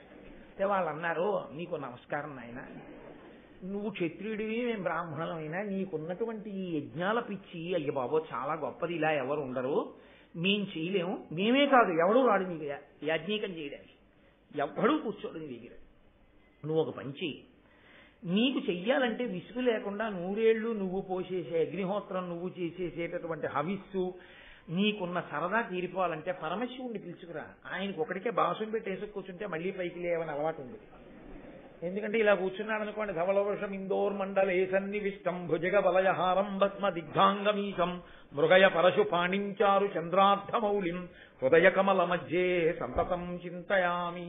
ఇప్పుడు సంటి పిల్లాళ్ళ ఇలా కూర్చుని ఆపాతాల నభస్థలంత భవన బ్రహ్మాండమా విస్ఫుర జ్యోతిస్పాటిక లింగమౌళి విలసత్పూర్ణిందువంతామృతై, ఆ పైన ఉన్న చంద్రవంక కరిగి అమృతం పడుతుంటే తన మించి కింది 2 చేతులతో చెంబులతో పట్టుకుని అవి పైకెత్తి మళ్ళీ తన మీద పోసుకుంటూ ఉంటాడు. అలాగే ఉంటాడు కూర్చుని తనలో తాను రమిస్తూ. ఆయనైతే చక్కగా వచ్చి కూర్చుని అబ్బో 100 ఏళ్ళు 2 ఏళ్ళైనా చేయిస్తాడు. అందుకని ఆయన దగ్గరికి వెళ్ళాను. అంటే ఈయన అలాంటి బ్రాహ్మణుడు దొరికితే ఎంత చెయ్యొచ్చో చక్కగా యాగాలని వెళ్ళిపోయాడు కైలాసానికి. వెళ్ళిపోయి శివదర్శనం అవద్దు 12 ఏళ్ళు తపస్సు చేశాడు ఆయన కోసం. 12 ఏళ్ళు తపస్సు చేస్తే పరమేశ్వరుడు ప్రత్యక్షం అయ్యాడు. ఏం కావాలన్నాడు. నేను చావకుండా ఉండాలన్నవాడు ఉన్నాడు, లోకంలో ఏమైనా వరాలు అడిగిన వాడు ఉన్నాడు. ఈయనేమడిగాడో తెలుసా అండి, స్వామి ఎవరినన్నా యజ్ఞం చేయించమని అడిగితే బ్రాహ్మణులు నీకు మేము చేయించమని వెళ్ళిపోతున్నారు, నా మీద కోపం కాదు, నేను అన్ని సంవత్సరాలు చేస్తాను బాబు, మీకు మేము చేయలేమండి అని వెళ్ళిపోతున్నారు, 100 సంవత్సరాల సత్రయాగం ఒకటి చేసుకుందాం అనుకుంటున్నాను, నాకు నచ్చితే ఇంకా దాన్ని పెంచుతాను కూడా. కాబట్టి ఇతర బ్రాహ్మణులు కూర్చోలేమంటున్నారు, మీరు వచ్చి అగ్నికంలో కూర్చుందరు, మీరు వచ్చి కూర్చుని పీటల మీద నాకు చేయించి పెట్టండి అన్నాడు. అంటే పరమేశ్వరుడు అన్నాడు, ఇదేమిట్రా, నేను నీకు యాజ్ఞికం చేసి యజ్ఞం చేయించిన యజ్ఞఫలప్రదాతని పరబ్రహ్మాన్ని నేనే మంత్రం చదవడం ఏమిటి? పైగా పరమశివుడు అసలు నిజానికి మంత్రం చదవలేడేమో అని నాకు అనుమానం. అదేమిటండి అలా అన్నారు అంటారేమో. నాకేం పరమశివుడు యొక్క సర్వజ్ఞతని ప్రశ్నించేంత ధూర్తుణ్ణి నేను కాను. శివుడంటే ఎవరో తెలుసా అండి, తనలో తాను రమిస్తూ మౌనంగా ఉండేవాడు. ఆయన బహిర్ముఖుడు అవడు అసలు. కాబట్టి ఆయన 100 ఏళ్ళు మంత్రాలు చదివితే అక్కడ కూర్చుంటాడు, ఆయన తనలో తాను రమిస్తాడు. ఆయన ఏదో మంత్రం చెప్పి ఆహాహా తనలో తాను రమిస్తూ ఉండిపోయాడు అనుకోండి, నా అవిష్టట్టుకుని చంద్రశేఖర భారతీ స్వామి గారి అభిషేకంలో అలా ఉండిపోవాలి. అందుకని నేను బాగుండదు లేవా అలా కూర్చోవడానికి. కానీ నీకు నేను ఒక మాట చెప్తాను, చెయ్యి. ఋత్విజుడు అంటారు. ఋత్విజుడు అంటే కూర్చునేటటువంటి వ్యక్తి, కూర్చుని ఆ యజ్ఞం చేయిస్తాడు. నువ్వు 12 సంవత్సరములు అగ్నిని ఆరాధించు, నీకు దొరుకుతాడు. అంటే ఆయన మళ్ళీ పాపం కూర్చుని ఆరాధన చేశాడు. చేస్తే పరమశివుడు ప్రసన్నుడై దుర్వాసో మహర్షిని పిలిచాడు. దూర్వాసుడు అంటుంటారు, దూర్వాసుడు కాదు, దుర్వాసో మహర్షి. దుర్వాసో మహర్షిని పిలిచి, పరమశివాంశ ఆయన కూడా రుద్ర తేజస్సు, ఆయన అన్నాడు, ఇతను 100 ఏళ్ళు సత్రయాగం చేస్తాట, నువ్వు ఋత్విజుడిగా కూర్చుండు అన్నాడు. ఆయన ఋత్విజుడిగా కూర్చుంటే ఎవడు చేయాలి. ఎందుకో తెలుసా అండి, స్వాహా అనేటప్పటికీ నెయ్యి లేదనుకోండి, లేచి చెంబులో నీళ్లు మీ మీద వంపి శపించి వెళ్ళిపోతాడు. ఆయన్ని సేవించినందుకే కుంతీదేవికి వరం ఇస్తే భారతం అంతా నడిచింది. కర్ణుడు పుట్టి. కాబట్టి ఆయన ప్రసన్నుడైనా అలాగే ఉంటుంది, అప్రసన్నుడైనా అలాగే ఉంటుంది. కానీ ఈయనకి ఎంత శ్రద్ధో తెలుసా అండి, ఎంత సంతోషమో అసలు అలా కూర్చోవడం అంటే. అది జీవితంలో ఒక సౌభాగ్యం. అలా యజ్ఞం చేయడం, అలా హవిస్సివ్వడం, అలా జపం చేయడం, అలా కూర్చోవడం, అలా దీక్షా స్వీకారం చేయడం. నేను ఇన్ని వాజపేయములు చేశాను, ఇన్ని సోమయజ్ఞాలు చేశాను, ఇన్ని ఏదో అగ్నిష్టోమములు చేశాను అని 400 యజ్ఞములు వేదం చెప్పిందని చెప్తున్నారు పెద్దలు. 400 యజ్ఞములు చెప్పింది అని. కాబట్టి అది చేయడంలో అనురక్తి ఉండడం చాలా గొప్ప విషయం. అది సామాన్యం కాదు. సుబ్రహ్మణ్య శర్మ గారి మొహం చూడండి, పొద్దున్నుంచి ఆ రామం గారిని ఎంత సంతోషపడిపోతున్నారు. అలా ఉండాలి యజ్ఞం చేసే బ్రాహ్మణులు అంటే. అంతేగాని దిగులుగా వీడోడు 3 అంటే 3కి వచ్చేస్తాడు, ఇక్కడే కూర్చుంటాడు నెత్తి మీద ఎక్కి కూర్చుని ఇది ఎక్కడ ప్రారంభం ఇక్కడ ఒప్పుకున్నాం అని కాదు. ఎంత సంతోషం. యాగశాలే వాళ్ళు ఇల్లన్నంత పొంగిపోతున్నారు వాళ్ళు. అటువంటి బ్రాహ్మణులు దొరకద్దండి. అదో భాగ్య విశేషం. అది అయ్యప్ప స్వామి అనుగ్రహం అంటే. కాబట్టి దుర్వాసో మహర్షి కూర్చుని చేయిస్తానంటే పరమ సంతోషం అని కూర్చుని చేశాడండి. 100 ఏళ్లు చేశాడు. 100 సంవత్సరములు చేసినప్పుడయ్యా ఆయన మంత్రము అలాగే చదివాడు. ఈయన సంతోషంతో నెయ్యి అలాగే పోశాడు. 100 ఏళ్లు తాగాను నెయ్యి. 100 సంవత్సరములు ఎడతెరిపి లేకుండా నెయ్యి తాగేసి, అంతకుముందు యజ్ఞాల్లో తాగేసి, ప్రపంచం అంతా పెట్టింది ఒక ఎత్తు, ఒక్క శ్వేతకి నాకు పెట్టింది నెయ్యి ఒక ఎత్తు. ఆ నెయ్యి తిన్నందుకు గాను అజీర్ణం పట్టుకుంది, కాంతి క్షీణించిపోయింది. క్షీణించిపోతే నేను బ్రహ్మగారి దగ్గరికి వెళ్ళాను. ఆయన అసలు లోకానికంతటికి మొట్టమొదటి కన్సల్టెంట్ ఫిజీషియన్. రాక్షసులకు ఇబ్బంది వచ్చినా ఆయన దగ్గరికి వెడతారు, దేవతలకు ఇబ్బంది వచ్చినా ముందు ఆయన దగ్గరికే వెడతారు, అగ్నిహోత్రుడికి ఇబ్బంది వచ్చినా ఆయన దగ్గరికే వెడతారు. కాబట్టి బ్రహ్మగారి దగ్గరికి వెళ్ళాయా, శ్వేతకి చేసినటువంటి యజ్ఞంలో ఇంత నెయ్యి తినేశాను, అజీర్ణంగా ఉంది, మళ్లీ యజ్ఞయాగాదుల్లో మళ్లీ నెయ్యి పోస్తే పుచ్చుకోలేకపోతున్నానంటే చాలా ఇబ్బందిగా ఉంటుంది, దీనికి ఏదైనా విరుగుడు చెప్దురు అన్నాడే. మామూలు మనిషి అయితే ఓ మూలిక నవలరా అనొచ్చు.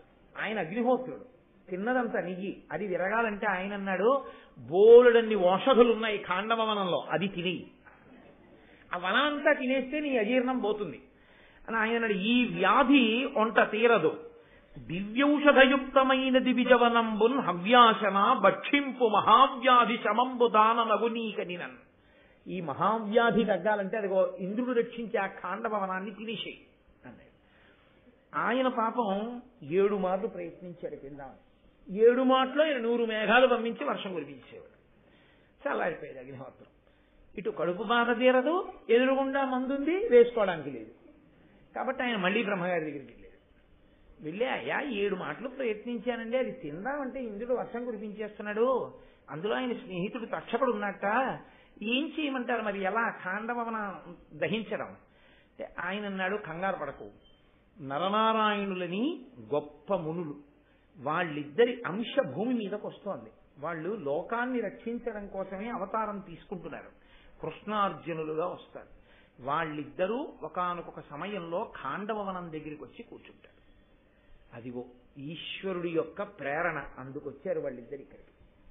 నువ్వు వెళ్ళి వాళ్ళని అడుగు, కృష్ణార్జునులు కాపు కాసి ఉండగా ఇంద్రుడు నిన్ను ఆ వనం తినకుండా చెయ్యలేడు, కాబట్టి వాళ్ళని ప్రార్థన చెయ్యి అంటే ఆయన వెళ్ళి ఆ కృష్ణార్జునుడి దగ్గరికి అందుకొచ్చాడు. వచ్చి అయ్యా నేను ఆ ఖాండవనం అందుకు తినాలనుకుంటున్నాను, మీరు వెళ్ళి అదేమిటి తినేయడానికి అభ్యంతరం ఏమిటి, తినేసేయండి అంటే తినేయడం సాధ్యం కాదు, ఇంద్రుడు వచ్చి వర్షం కురిపిస్తాడు, ఇంద్రుడి నుంచి నన్ను రక్షిస్తారా, ఆ వర్షం పడకుండా కాపాడుతారా, మీరు అలా కాపాడితే నేను వెళ్ళి తినేస్తాను అంటే అర్జునుడు అన్నాడు అది పెద్ద విశేషమేం కాదనుకోండి ఇంద్రుణ్ణి ఓడించడం, కానీ మేమేదో వేసవి విడిది అని వచ్చాం ఇక్కడికి తప్పించి ఇది మా పర్మనెంట్ రెసిడెన్స్ కాదుగా, మేము ఇక్కడ శాశ్వతంగా ఉండేవాళ్ళం కాదుగా, ఇక్కడే మా ఆవాసం అయితే మాకు సంబంధించినటువంటి ధనస్సులు, బాణాలు, బాణతూణీరములు, ఖడ్గములు అన్నీ మా దగ్గర ఉంటాయి, ఏదో వేట కోసమని 4 వెదురు ధనస్సులు పట్టుకుని వచ్చాం, మా సంపద ఇక్కడ లేదు, అస్త్ర సంపద ఇంద్రప్రస్థంలో ఉంది, మరి ఎలా ఇప్పుడు ఇంద్రుడితో యుద్ధం అంటే తగినట్టుగా మానాలు వెయ్యాలి, ఈ వెదురు ధనస్సులు నా భుజముల యొక్క వేగాన్ని తట్టుకోలేవు, విరిగిపోతాయి, ఇంకోటి విరసక్కర్లేదు, నా భుజముల వేగాన్ని అవే తట్టుకోలేవు, కాబట్టి అదే కొంచెం బాధపడుతున్నాను, ధనస్సు అవి లేవే అన్నాడు. ఇది శ్రియమిచ్చేత్ హుతాశన, ఏది మీకు లేక అభ్యున్నతిని పొందలేకపోతున్నారో దాన్ని అగ్నిహోత్రుడు ఇచ్చేస్తాడు. అందుకని అగ్ని అంత గొప్పది.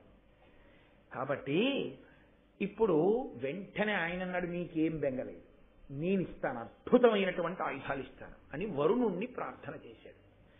ఆయన మిత్రుడే వరుణుడు. మీరు ఆశీర్వచనంలో వినుంటారు, ప్రతీచేదిశే అని ఆ పశ్చిమ దిక్కుకి అధిపతి. వరుణ ప్రసాదాత్ పుత్రపౌత్రాభివర్ధనమశ్నుతే, ఆయన పుత్రపౌత్రులను వృద్ధి చేస్తాడు, వంశం నిలబడుతుంది వరుణుడి యొక్క అనుగ్రహం చేత. అటువంటి వరుణుడు స్మరించగానే వచ్చాడు. వచ్చి ఏం కావాలన్నాడు. గాంధీవం ఉంది కదా నీ దగ్గర, అది అర్జునుడికి ఇచ్చేసేయాలి. అమరాహీంద్ర వియక్షరాదుల కజేయంబు అప్రదృశ్యంబు అభేజ్యము వజ్రస్థిరమన్న సాధన బిదాదక్షంబునై సర్వలోకమనోజ్ఞంబై దివ్యమై వెలుగు అగాంధీవమంచాపరత్నము నిత్యన్ వరుణుండు పార్థునకు ఉజ్జద్విక్రమోద్భాసికిన్. వెంటనే వరుణుడు ఆ గాంధీవాన్ని అర్జునుడికి ఇచ్చాడు. ఆ గాంధీవాన్ని ఎవరైనా పట్టుకుంటే దేవతలు కాదు, నాగలోకంలో ఉన్నవాళ్లు కాదు, గంధర్వులు కాదు, ఎవ్వరూ కూడా ఆ ధనస్సు చేతిలో ఉండగా అంత తేలికగా అస్త్రప్రయోగం చేయలేరు. అసలు ఆ గాంధీవానికి స్వయంగా ప్రచ్ఛన్న రూపం ఉంది. అంటే మీకు విరాట పర్వం చెప్పినప్పుడు నేను చెప్పాను, అది పావులా కనపడుతుంది. అసలు గాంధీవంలోకి బాణం పెట్టక్కర్లేదండి. విరాట పర్వంలో చెప్తారు గాంధీవం గురించి.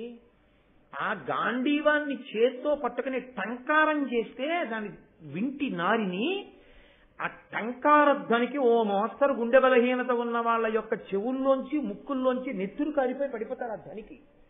అది ఏదో బ్రహ్మాండమైన మేఘముల యొక్క పిడుగుల ధ్వని ఎలా ఉంటుందో గాంధీవము యొక్క టంకార ధ్వని అలా ఉంటుంది. అందుకే గాంధీవం అంటే అందరూ పట్టుకునేది కాదు అసలు. అది అటువంటి దివ్యమైనటువంటి ధనస్సు, అది పట్టుకోవడమే అంత గొప్ప. అందుకే అర్జునుడికి గాంధీవానికి అభేదం అయిపోయింది ఓ స్థితిలో. ఆఖరికి స్వర్గారోహణ పర్వంలో కూడా దాన్ని నెట్టుకెళ్ళిపోయాడు.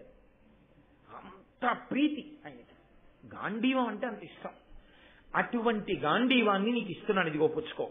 ఇదే కాదు, సింహము తోకతో కూడినటువంటి కోతి ఉన్నటువంటి ఒక జెండాని ఇస్తున్నాను. కృష్ణ నీకు సుదర్శన చక్రాన్ని ఇస్తున్నాను, కౌమోదకి అనబడేటటువంటి గదనిస్తున్నాను. ఇప్పుడు ఈ గాంధీవం ఎటువంటిదో తెలుసా? ఘనభుజ, ఇది గాంధీవం బలబలిగిన ధనువు, దీని అస్త్రావళి పెల్చన తాకి భగ్నమగు ఆత్యనుపమ వజ్రాభిహత శిలావళి ఓలెన్. ఏదో వజ్రం తగిలితే రాళ్లు ముక్కలైనట్టు ఈ గాంధీవం మీదకి ఎవరైనా బాణప్రయోగం చేస్తే బాణములు ముక్కలైపోతాయి. అంత దివ్యమైన ధనస్సు నీ చేతిలో పెట్టాను. దానితో పాటుగా నీకు ఒక దివ్యమైన రథాన్ని కూడా ఇస్తున్నాను. ఆ రథం మీద కూర్చొని ధనస్సు పట్టుకుని యుద్ధం చేయి. ఇవన్నీ ఎప్పటి వరకు? ఖాండవనాన్ని తను తినేసే వరకు కాదు, శాశ్వతంగా ఇచ్చేస్తున్నాను. అది అగ్నిహోత్రుడు ఇవ్వడం అంటే అలా ఉంటుంది. అందుకే యాగశాల అగ్నిహోత్రము అంటే అంత పవిత్రము అని చెప్పడానికి కారణం అదే. కాబట్టి ఇప్పుడు ఆయన అన్నాడు, నీకు రథం ఇస్తున్నాను. ఈ రథము అప్రతిహతము, సమీర జవోపేత హయ సమేతము, దీనిని భూరిబలుడికి సోముడు ధీరుండై తొల్లి ఎల్ల దిక్కులనుడిచెన్.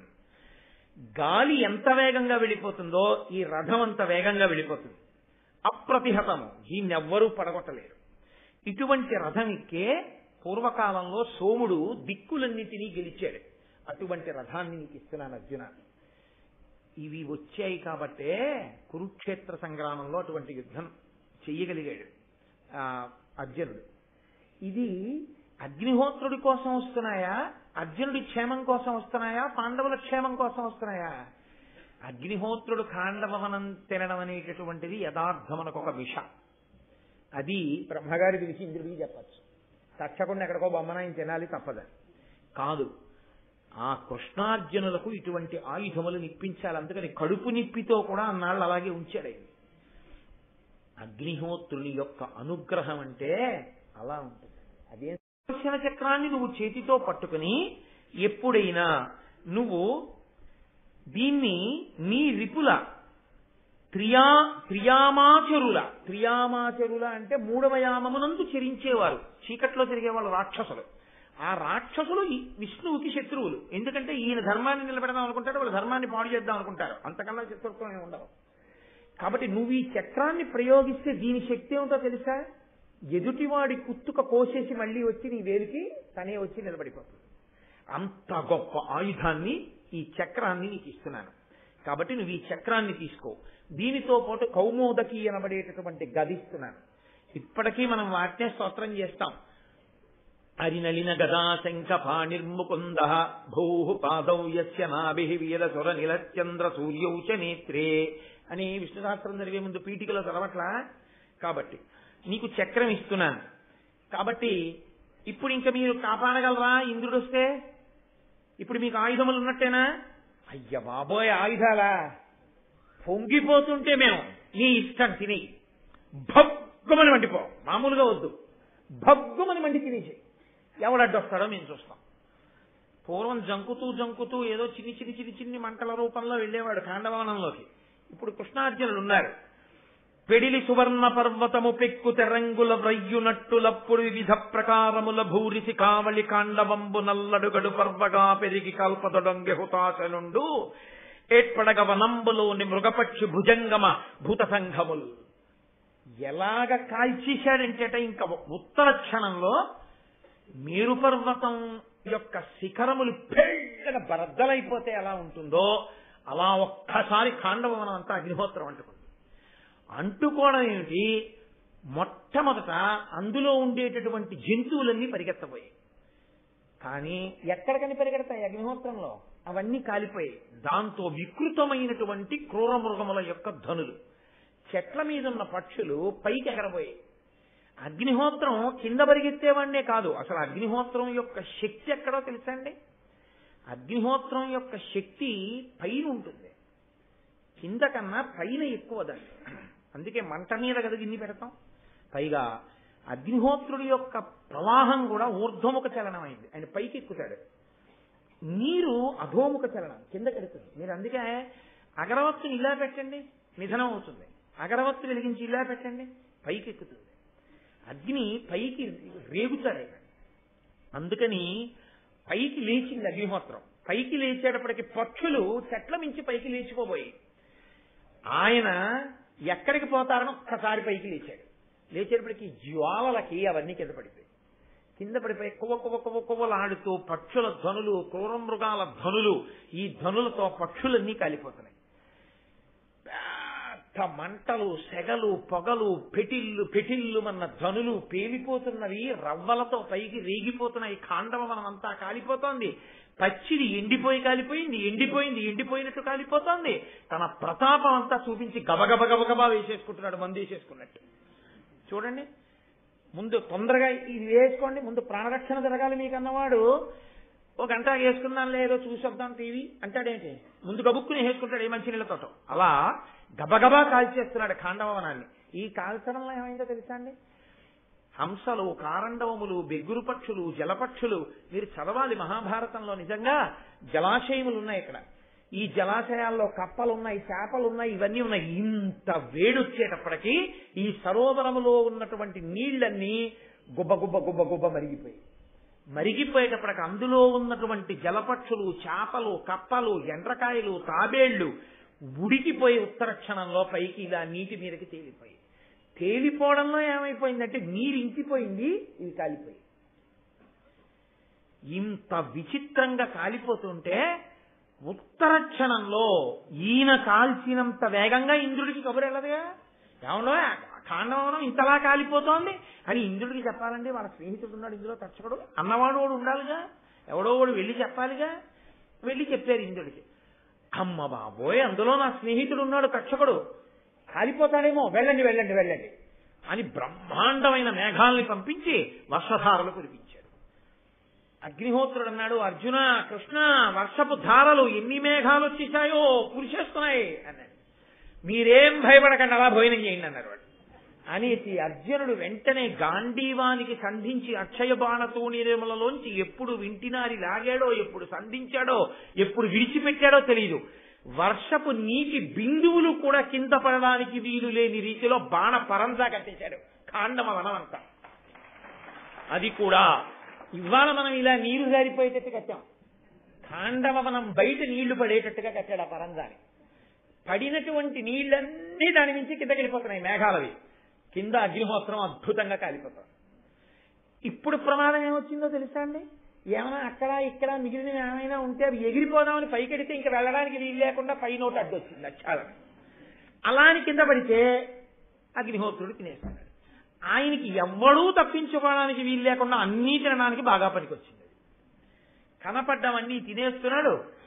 చూశాడు ఆ ఇంద్రుడు, ఇలా కాదు, అమ్మ బాబాయ్ కృష్ణార్జునుడు రక్షిస్తున్నారు అగ్నిహోత్రుణ్ణి, కాబట్టి నా వేపున మీరందరూ రండని సుర గరుడ నాగ సిద్ధ గంధర్వ యక్ష జాతులన్నిటినీ తీసుకుని వచ్చేశాడు.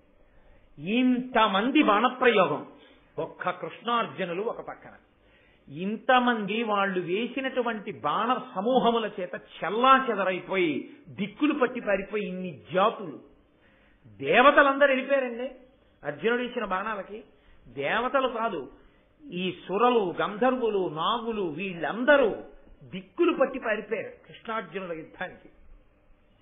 ఆయనంతా పీడిచ్చేశాడు గాంధీవంతోనూ చక్రంతో యుద్ధం చేయడం రేపు కురుక్షేత్రం కోసం అని. ఇప్పుడు ఇంత పెద్ద యుద్ధం జరుగుతుంటే అశరీరవాణి పైనుంచి పలికింది, ఏమయ్యా ఇంద్రా, నీకు ఇప్పటికైనా అర్థం కాలేదా? వాళ్ళిద్దరు ఎవరనుకుంటున్నావు? నరనారాయణులు. వాళ్ళు ఎదురుగుండా నిలబడి బాణప్రయోగం చేస్తుంటే నువ్వు వాళ్ళ నుంచి రక్షించగలవా ఖాండవవనాన్ని? అయిపోయింది, ఖాండవవనం కాలేపోయింది చాలా మటుకు. ఊరుకో ఇప్పటికైనా. నువ్వు ఎందుకు ఇంత కష్టపడుతున్నావు? నీ స్నేహితుడైనటువంటి వాడు తక్షకుడు ఉన్నాడని కదూ, ఆ తక్షకుడు అగ్నిహోత్రుడు వస్తున్నాడు, కృష్ణార్జునుడు అభయం ఇచ్చారని తెలియగానే ఇది విడిచిపెట్టి పారిపోయి కురుక్షేత్రంలో దాక్కున్నాడు. ఉండిపోయిన వాడు ఎవరంటే తక్షకుడి కొడుకు అశ్వసేనుడు ఉండిపోయాడు. తక్షకుడి భార్య ఉండిపోయింది, అశ్వసేనుడి తల్లి. అగ్నిహోత్రుడు కాలి చేస్తుంటే తల్లి పారిపోలేకపోతే అశ్వసేనుడు పైకి ఎగిరిపోతూ, అమ్మా నా తోక కరిచి పట్టుకో తీసుకుపోతానన్నాడు. తోక కరిచి పట్టుకుంది తక్షకుడి భార్య, అశ్వసేనుడు పైకి వెళ్ళిపోతున్నాడు. చూశాడు అర్జునుడు, ఆహా నా నుండి ఇలా తప్పుకుంటావా అని ఒక బాణం చేత ఆ అశ్వసేనుడి తోక కొట్టేశాడు. తోక తెగిపోయి తక్షకుడి భార్య అగ్నిహోత్రంలో పడిపోయి కాలిపోయింది. ఇంకొక బాణం తీసి అశ్వసేనుడిని కొడుతున్నాడు. అమ్మ బాబోయ్, రేపు స్నేహితుడు వచ్చి నా కొడుకుని రక్షించలేదంటాడేమో, ఇప్పటికే అతని భార్య చచ్చిపోయిందని మోహిని అనబడేటటువంటి విద్యని ప్రయోగించాడు ఇంద్రుడు.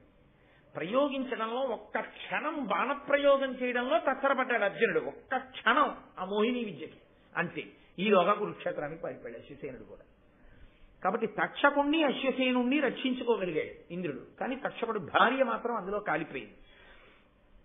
తదనంతరం కృష్ణుడు నముచి అనబడేటటువంటి ఒక రాక్షసుని తమ్ముడు మయుడు ఆ ఖాండవవనంలో తిరుగుతుంటే సుదర్శన చక్రాన్ని ప్రయోగించాడు. వాడు పారిపోయి వచ్చి అర్జునుడి చాటుకి చేరి, కృష్ణుడు చక్రప్రయోగం చేశాడు, నువ్వు సుక్షత్రియుడివి, శరణాగతి చేస్తున్నాను, నన్ను కాపాడన్నాడు. ఎవడైనా సరే కాల్చేస్తాననలేదు అర్జునుడు. శరణాగతి చేశాడో వాణ్ణి మాత్రం చంపకూడదు, అది క్షత్రియుడి ధర్మం. నేను మీకు అదే మనవి చేసింది. ఎవడు ధర్మాన్ని పట్టుకున్నాడో వాడికే రక్షణ. కాబట్టి నిన్ను నేను చంపను అని వెంటనే ఆ శరణాగతి చేసినటువంటి ఆ మయుడనబడేటటువంటి రాక్షసుణ్ణి మాత్రం కాపాడాడు. ఇందులో నన్నయ్య గారు ఆంధ్రీకరించినటువంటి భారతంలో అద్భుతమైనటువంటి ఘట్టం ఒకటి ఉంది. ఇది చాలా గొప్ప ధర్మ సూక్ష్మ సమన్వయం చేయగలిగినటువంటి ఘట్టం. చాలా గొప్ప విషయాన్ని గృహస్థాశ్రమంలో ఉన్న వాళ్ళకి నేర్పుతూ ఉంటుంది. మందపాలుడు అని ఒక రాజుగారు, ఆయన 1000 దేవతా సంవత్సరముల పాటు తపస్సు చేశాడు. చేసి అది కూడా బ్రహ్మచర్యంతో తపస్సు చేసి ఆయన తిన్నగా ఊర్ధ్వలోకాలకు వెళ్ళిపోయాడు. వెళ్ళిపోతే ఆయన్ని చూసి వెంటనే ద్వారాలు మూసేసేయండి అన్నాడు. లోపలికి రావడం కాదు, ద్వారం మూసి ద్వారం కనపడకుండా వెనక్కి పంపించండి అన్నాడు. ఆయన అన్నాడు, నేను 1000 దేవతా సంవత్సరములు తపస్సు చేశాను, నేను అసలు ఎందుకు రాకూడదు ఈ ఊర్ధ్వలోకాల్లోకి అన్నాడు. నువ్వు బ్రహ్మచర్యంతో ఉండిపోయి తపస్సు చేశావు. సన్యాసమన్నా తీసుకోవాలి, గృహస్థాశ్రమంలో కన్నా వెళ్ళాలి. బ్రహ్మచారిగానే మిగిలిపోయి చాలా చేసినా వాళ్ళకి ఊర్ధ్వలోకముల యొక్క ద్వారదర్శనం కూడా ఇవ్వు. నీకు పితృణం తీరలేదు, నువ్వు సంతానాన్ని కనాలి. పిచ్చి పిచ్చి వేషాలేసి ఏదో వేదాంతం వంటబట్టిందని పెళ్లి చేసుకోమనే వాళ్ళకి వాత. నన్నయ్య గారి భారతంలో ఈ ఘట్టం. నువ్వంటూ తరించాలంటే పితృరుణం తీరితేనే. బ్రహ్మచారిగా నువ్వు ఉండిపోతే జరత్కారోపాఖ్యానం విన్నారుగా, పైతరాల వాళ్ళని కూడా కిందకి దింపేస్తారు. కిందకి దింపేసి ఒంటి వేరుతో వెలవాడుతున్న గడ్డి దుబ్బుల చేత పట్టించి వేర్లు ఎలక రూపంలో యమధర్మరాజు గారు కొడికి కింద వారేస్తారు హీనలోకాల్లోకి. మీరు విన్నారు జరత్కారోపాఖ్యానంలో. 2, ఎవడు వివాహం చేసుకుని సంతానమును పొంది పితృదేవతల యొక్క రుణాన్ని తీర్చుకోలేదో అటువంటి వాడికి అసలు ఊర్ధ్వలోకముల దర్శనమివ్వరు. కాబట్టి నువ్వు ఎంత తపస్సు చేస్తే ఎవడకు కావాలి, నువ్వు బ్రహ్మచారిగా ఉండిపోయావు, పో వెనక్కి. ఆయన గబగబా వెనక్కి వచ్చి, నేను ఇప్పుడు సంతానాన్ని పొందితే తొందరగా వెళ్ళిపోవచ్చు. తొందరగా సంతానాన్ని పొందడం మాంసపిండానికి సాధ్యం అవుతుంది. అంటే పక్షికి తొందరగా సంతానాన్ని కంటుంది. పక్షి గుడ్డి పెట్టి పెరిగితే పిల్లయిపోతుంది. కాబట్టి నేను పక్షినైపోతే, ఒక ఆడపక్షితో సంభోగిస్తే నాకు సంతానం కలుగుతుంది. సంతానం కలిగితే ఊర్ధ్వలోక ప్రాప్తి. నాకు శక్తి ఉంది కాబట్టి పక్షినైపోతాను అని తాను ఒక లావుక పక్షిగా మారి, ఒక ఆడలావుక పక్షి జరిత దాని పేరు, ఆ జరిత అన్న పక్షితో కూడాడు. కూడితే ఆయనకి 4 కొడుకులు పుట్టారు. తండ్రి మహాబ్రహ్మజ్ఞాని కదండి.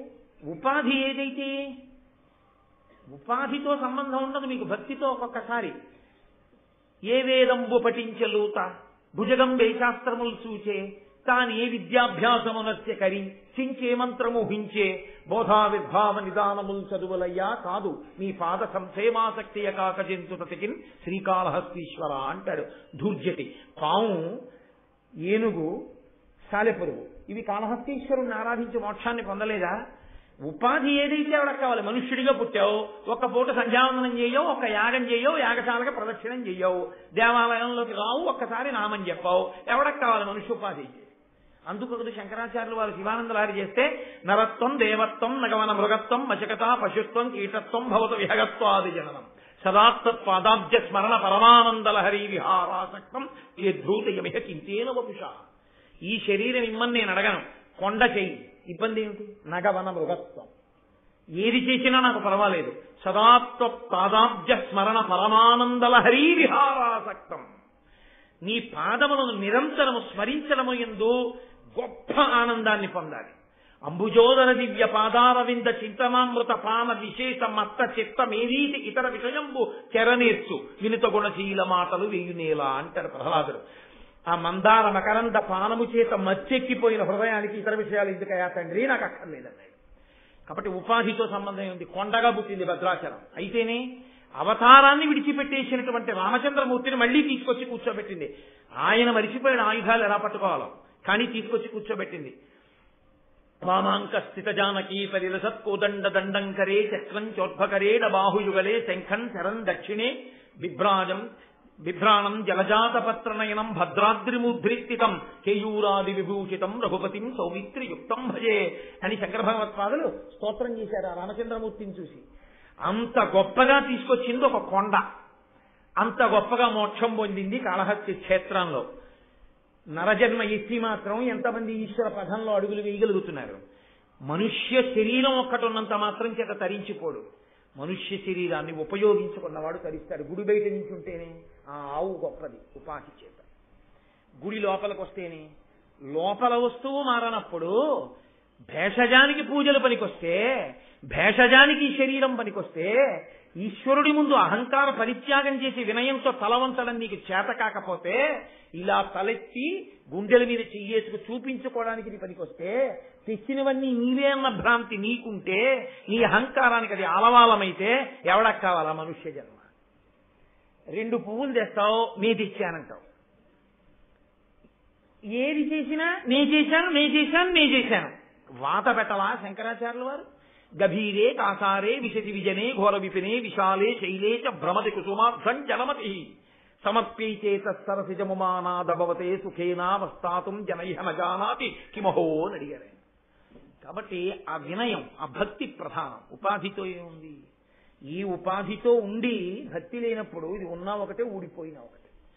ఇందులో ఉండి భక్తితో ఉన్నావా, నీ పాదముల మీద పడి నమస్కరించవలసిందే. కాబట్టి ఆయన పక్షిగా ఉండి జరితతో కలిసి ఉన్నందుకు పుట్టినటువంటి 4 కొడుకులు బ్రహ్మజ్ఞానులు అయ్యారు. విత్తనం యొక్క ఫలితం అది. అందుకని బ్రహ్మజ్ఞానులు పుట్టారు. వాళ్ళు జరితారి సారిసృక్క, స్తంభమిత్ర, ద్రోణ అని 4 బ్రహ్మజ్ఞానులు. ఈ ఖాండవనం కాలిపోతోంది. తండ్రి వెళ్ళిపోయాడు, పిల్లలు పుట్టేగాని వెళ్ళిపోయి. లపిత అని తన మొదటి భార్య మనుష్యకాంత, ఆమెతో ఉన్నాడు అంతఃపురంలో.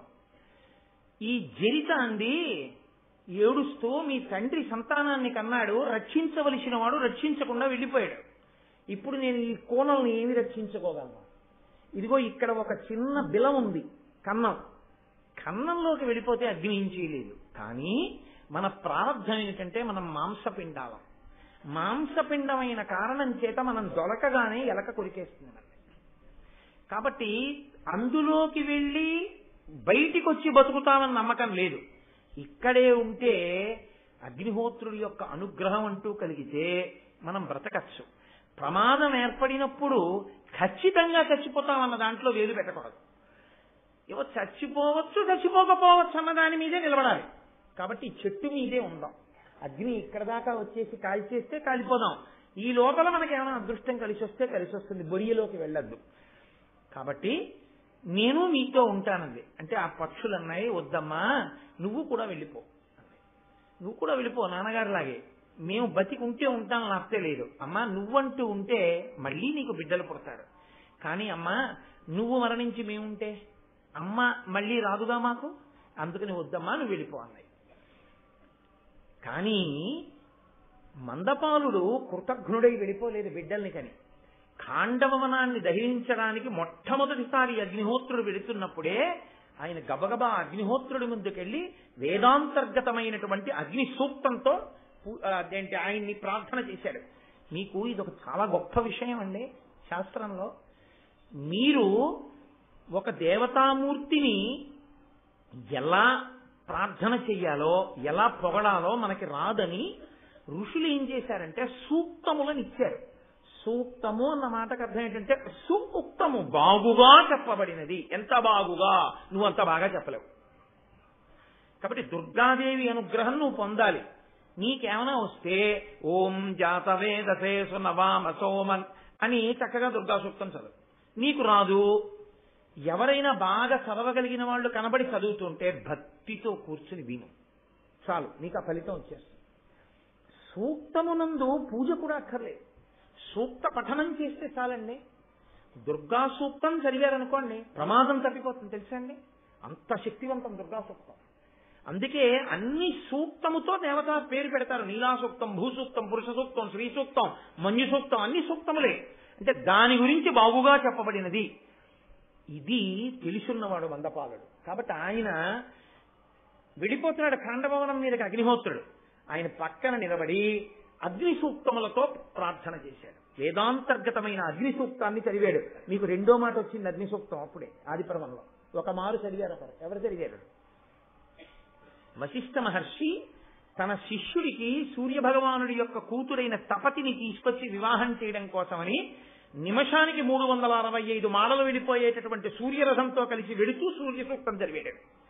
చదివితే దానికి ప్రసన్నుడైన సూర్యనారాయణమూర్తి తన కుమార్తెని వశిష్ఠ మహర్షి యొక్క శిష్యుడికి ఇచ్చి పెళ్లి చేశాడు. ఆ తాపత్యులు పాండవులయ్యారు అని నేను 2-3 రోజుల క్రితమే మీకు చెప్పాను. కాబట్టి సూర్య సూక్తములు ఆయన చదివాడు, అగ్ని సూక్తములను మందపాలుడు చదివాడు. అగ్ని సూక్తంతో చదివితే, సూక్తము అంటే ఆ చదవడం కూడా అంత అందంగా ఉండాలి. ఏదో గడబిడ గడబిడ గడబిడ గడబిడ చదివితే దానికి ఇంకా భక్తి ఏమిటి, బూడిదే. ఏది ఎలా చదవాలో అలా చదివితేనే దాని అందం అంతే. వాళ్ళు ఉదయం చూడండి ఆ కలశపాత్రలన్నింటికీ దారాలు చుడుతూ చక్కగా క్రమంతో ఆ రుద్రాధ్యాయాన్ని నమక చమకాల్ని చదివారు. ఎంత ఆనందం వేసిందో నిజంగా నాకు అక్కడ కూర్చుని వింటుంటే. ఆ హిరణ్య బాహవే శీలాన్ ఏ దిశాన్ చపత ఏ నమో నమో వాటిని ఆ క్రమంలో చెప్తుంటే అంతమంది అలా కూర్చుని ఏకకంఠంతో చక్కగా ఒకళ్ళనొకళ్ళు చూసుకుంటూ మురిసిపోతూ కలశలకి దారాలు చుట్టుకుంటూ ఆ సూక్తాలు చదువుతుంటే చాలురా జన్మకిది, ఇలా 5 ఏళ్లకొక్కసారి వింటే చాలురా అనిపించింది నాకు. అయ్యప్ప స్వామి ఎంత సంతోషపడిపోయి ఉంటారో నిజంగా ఇవాళ. అది మంత్రం చదవడం అంటే అందంగా చదవాలి, అంతేగాని గడబిడ గడబిడ గడబిడ గడబిడ గడబిడ. అసలు ఆవాహయామి అనేటప్పటికీ వాడు నీరాజనం సమర్పయామి దగ్గర ఉంటాడు. ఉపచారం ఎప్పుడు చేస్తావు? అసలు ఉపచారం ఏది? అది కాదు పూజ అంటే, అది కాదు సూక్తం చదవడం అంటే. సూక్తము చదువుతుంటే పక్షులాగాలి, అలా ఉండాలి సూక్తం చదివితే. అది సూక్తము ఋషులు ఇచ్చారు, దాన్ని ఇంటికి ఎలా చదువుతాం? మాని చదవం, చదివితే సరిగ్గా చదువు అంతే. కాబట్టి అంత బాగా ఆయన అగ్ని సూక్తాన్ని చదివితే వెళ్ళిపోతున్న అగ్నిహోత్రుడు ఆగన్నాడు, నీకేం కావాలన్నాడు. అది దేవతలు ఎంత ప్రీతి చెందుతారో చూడండి సూక్తం వింటే. ఇప్పుడు చదువుతారు వేదం అయిపోయాక, చదివితే ఆయన అన్నాడు, నా బిడ్డలు ఖాండవవనంలో ఉన్నారు, భార్య జరిత 4 కుమారులు, వాళ్ళ 5గురిని నువ్వు చంపకే అన్నాడు. తప్పకుండా నీకు మాటిస్తున్నాను, చంపను అన్నాడు. అగ్ని వ్యాపించేటప్పుడు ఈ 5గురిని ఎలా వదులుతాడండి? అప్పటి వరకు చావలేదు వాళ్ళు. ఇంకా వీళ్ళమ్మ అంది, మీ తండ్రి జ్ఞాపకం ఉండి రక్షణ అడిగాడో అడగలేదో వెళ్ళిపోయాడు, అయ్యో బిడ్డలు మీరు కాలిపోతారే, ఆడదాన్ని ఏం రక్షించుకోనంది. అక్కడ లపితతో ఆయన అన్నాడు, మందపాలుడు, నేను అగ్నిహోత్రుడిని వరం అడిగాను సూక్తం చదివి, అగ్నిహోత్రుడికి గుర్తుందో కాల్చేస్తాడో అన్నాడు. లపితంది, నువ్వొకసారి సూక్తం చదివి అగ్నిహోత్రుడు మాటిచ్చాక కాలుస్తాడని ఎందుకు అనుకుంటున్నావు? ఇది మీరు గుర్తుపట్టాలి. ఇదే మహానుభావుడు భాగవతాన్ని ఆంధ్రీకరిస్తూ ఋషితుల్యుడు కాబట్టి పోతన గారు అంటారు, ఎగసి దౌలవాని దహించు భంగి పొంత మాకులవాని విడిచిపెట్టి, ఎగసి దౌలవాని దహించు భంగి కర్మవశమున భవమృతి కారణములు అన్నాడు మహానుభావుడు పోతన గారంటే. అందుకే అగ్నిహోత్రం ఒక్కొక్కసారి పక్కనున్న కాగితాన్ని వదిలేసి కిలోమీటర్ దూరంలో ఉన్న ఒక పాక కాల్చేస్తుంది. ఈ కాగితాన్ని ఎందుకు వదిలింది అనుకుంటున్నారు? ఎప్పుడో ఎక్కడో ఇది అగ్ని సూక్తం చదివింది, కాల్చలేదు. సూక్తమేనండి. హరిశ్చంద్రోపాఖ్యానంలో ఒక్కసారి ఆ విశ్వనాథుడిని దండకం చేస్తే ఆగిపోయిందంటే అగ్నిహోత్రం, వాళ్ళని ఏం చేయలేదు. నమ్మకం మనకు ఉండాలి. ఇలా అవుతుందా అండి అన్నారు అనుకోండి, కలండనుడు వాడు కలడో లేడు అంటే వచ్చేవాడు కూడా అయిపోతాడు. సంశయాత్మ వినశ్యతి. నీకు నమ్మకం ఉందా? ఫలించి తీరుతుంది. నీ విశ్వాసమే ఈశ్వరుడు. కాబట్టి ఇప్పుడు ఆ తల్లి పక్షి పైకి ఎగిరింది. ఈ 4 పక్షులు అగ్నిహోత్రం వస్తోందని ఇటొకటి కూర్చుంది, ఇటొకటి తలపెట్టింది, ఇటొకటి తలపెట్టింది, ఇటొకటి తలపెట్టింది. అగ్నిహోత్రం మీదకి వచ్చేస్తోంది.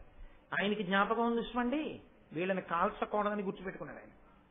అది ఈశ్వరుణ్ణి మీరు ఒక్కసారి సూక్తంతో ఆరాధన చేస్తే ప్రమాదం వచ్చేసినప్పుడు అంతమందిలోంచి బయటపడిపోతారంతే. చిదంబరంలో కొన్ని 100 మంది చచ్చిపోయారు ప్రమాదంలో.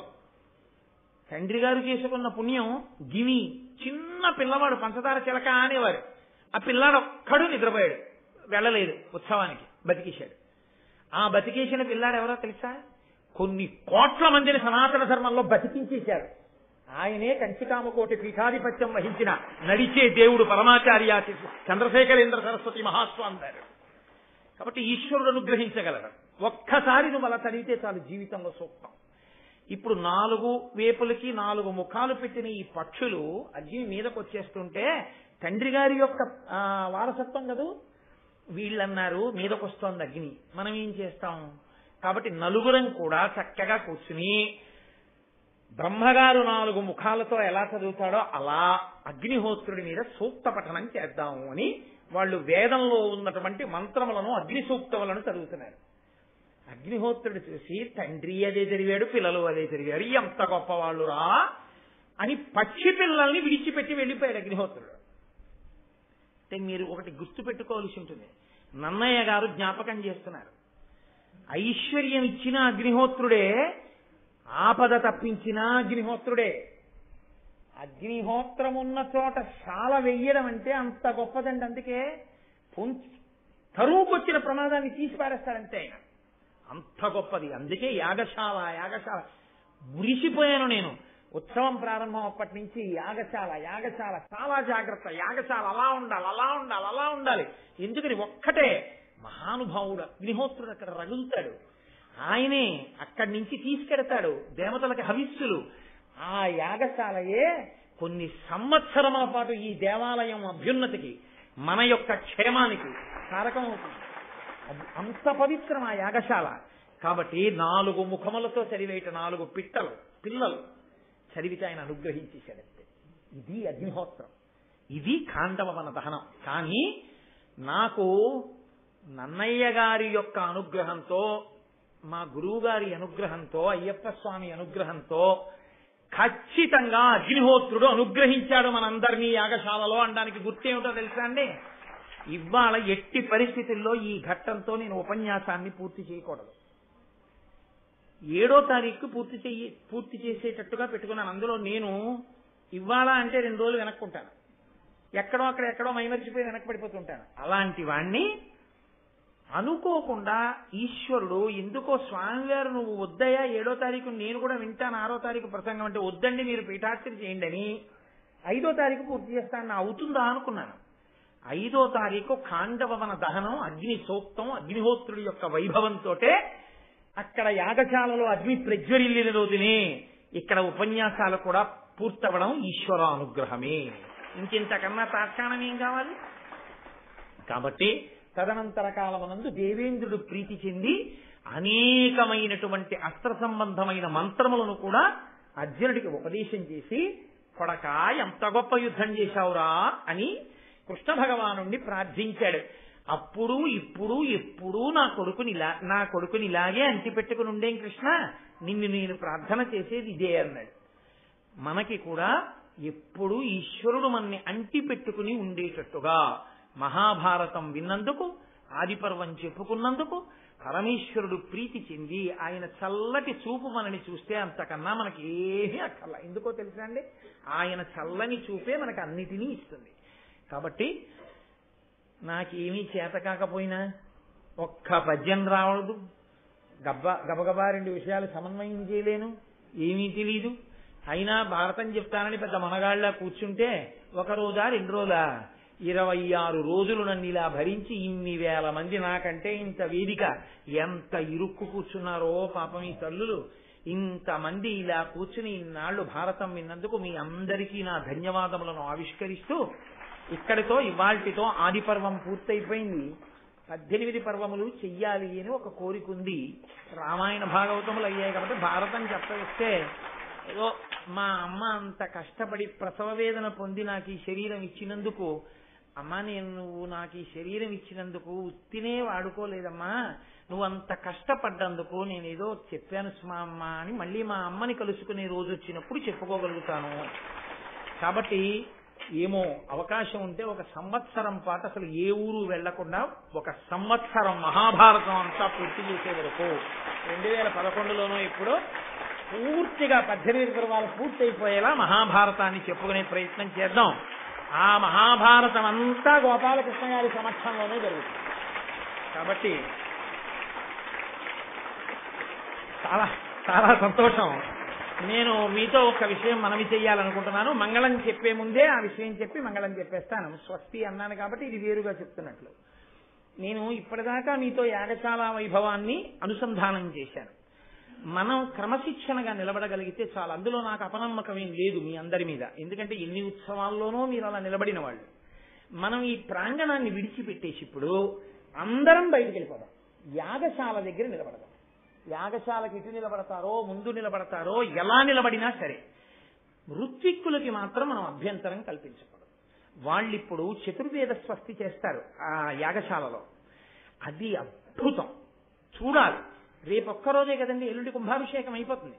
రేపు సాయంకాలం 6:30 స్వామివారు చేసేటటువంటి చంద్రమౌళీశ్వరారాధన, యాగశాల దర్శనం రేపు సాయంకాలం 5:30కు వస్తే లోపల సీట్లు దొరుకుతాయి అనుకుంటున్నాను నేను.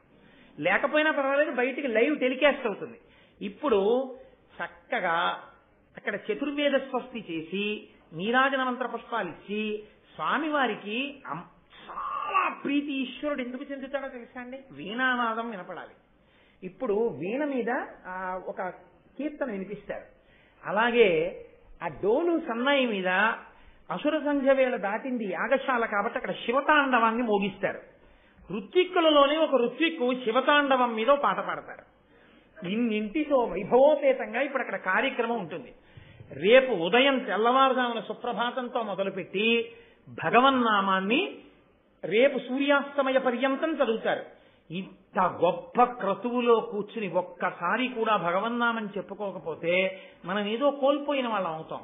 కాబట్టి నేను మీ అందరినీ ప్రార్థన చేసేది ఏమిటి అంటే, రేపు అందరూ కూడా వచ్చి భగవన్నామని చెప్పండి. సాధ్యమైనంత సమయం చక్కగా ఇక్కడ గడపండి. రేపు సాయంకాలం మాత్రం అందరూ తొందరగా వచ్చేసేయండి. వచ్చేస్తే మన కోసమని నేను ఇప్పుడు ఇక్కడ ఉపన్యాసానికి బయలుదేరి వచ్చే ముందే పీఠాధిపతులు నాకు ఫోన్ చేశారు. కాకినాడలో జరుగుతున్న కార్యక్రమాల గురించి మాకు వివరం అందింది. నేను బహు సంప్రీతుడనయ్యాను, 2 గంటలకు వస్తానన్నాను కదా, 10 గంటలకే బయలుదేరి వచ్చేస్తున్నాను అన్నారు. అందుకని ఆయన ఇంకా రాకముందే అంత సంతోషాన్ని ఫోన్ చేసి చెప్పారు. అందుకని ఆయన వచ్చేస్తారు. సాయంకాలం ఆయన బయలుదేరి అక్కడే వ్యాన్ దిగి మనందరికీ కనపడేటట్టు వస్తారు. ముట్టుకోకూడదు, మనం ఏది ముట్టుకోకూడదు అని ముట్టుకోకుండా ఉంటే అయిపోయాయి. వచ్చి చక్కగా పీఠార్చన చేస్తారు. అపురూపంగా ఉంటుంది ఆ శ్రీచక్రార్చన, చంద్రమౌళీశ్వరారాధన. అన్ని హారతులు ఎత్తుతారు అమ్మవారికైనా, చూసి తీరాల ఆయుధాలు పెట్టడం అవన్నీ.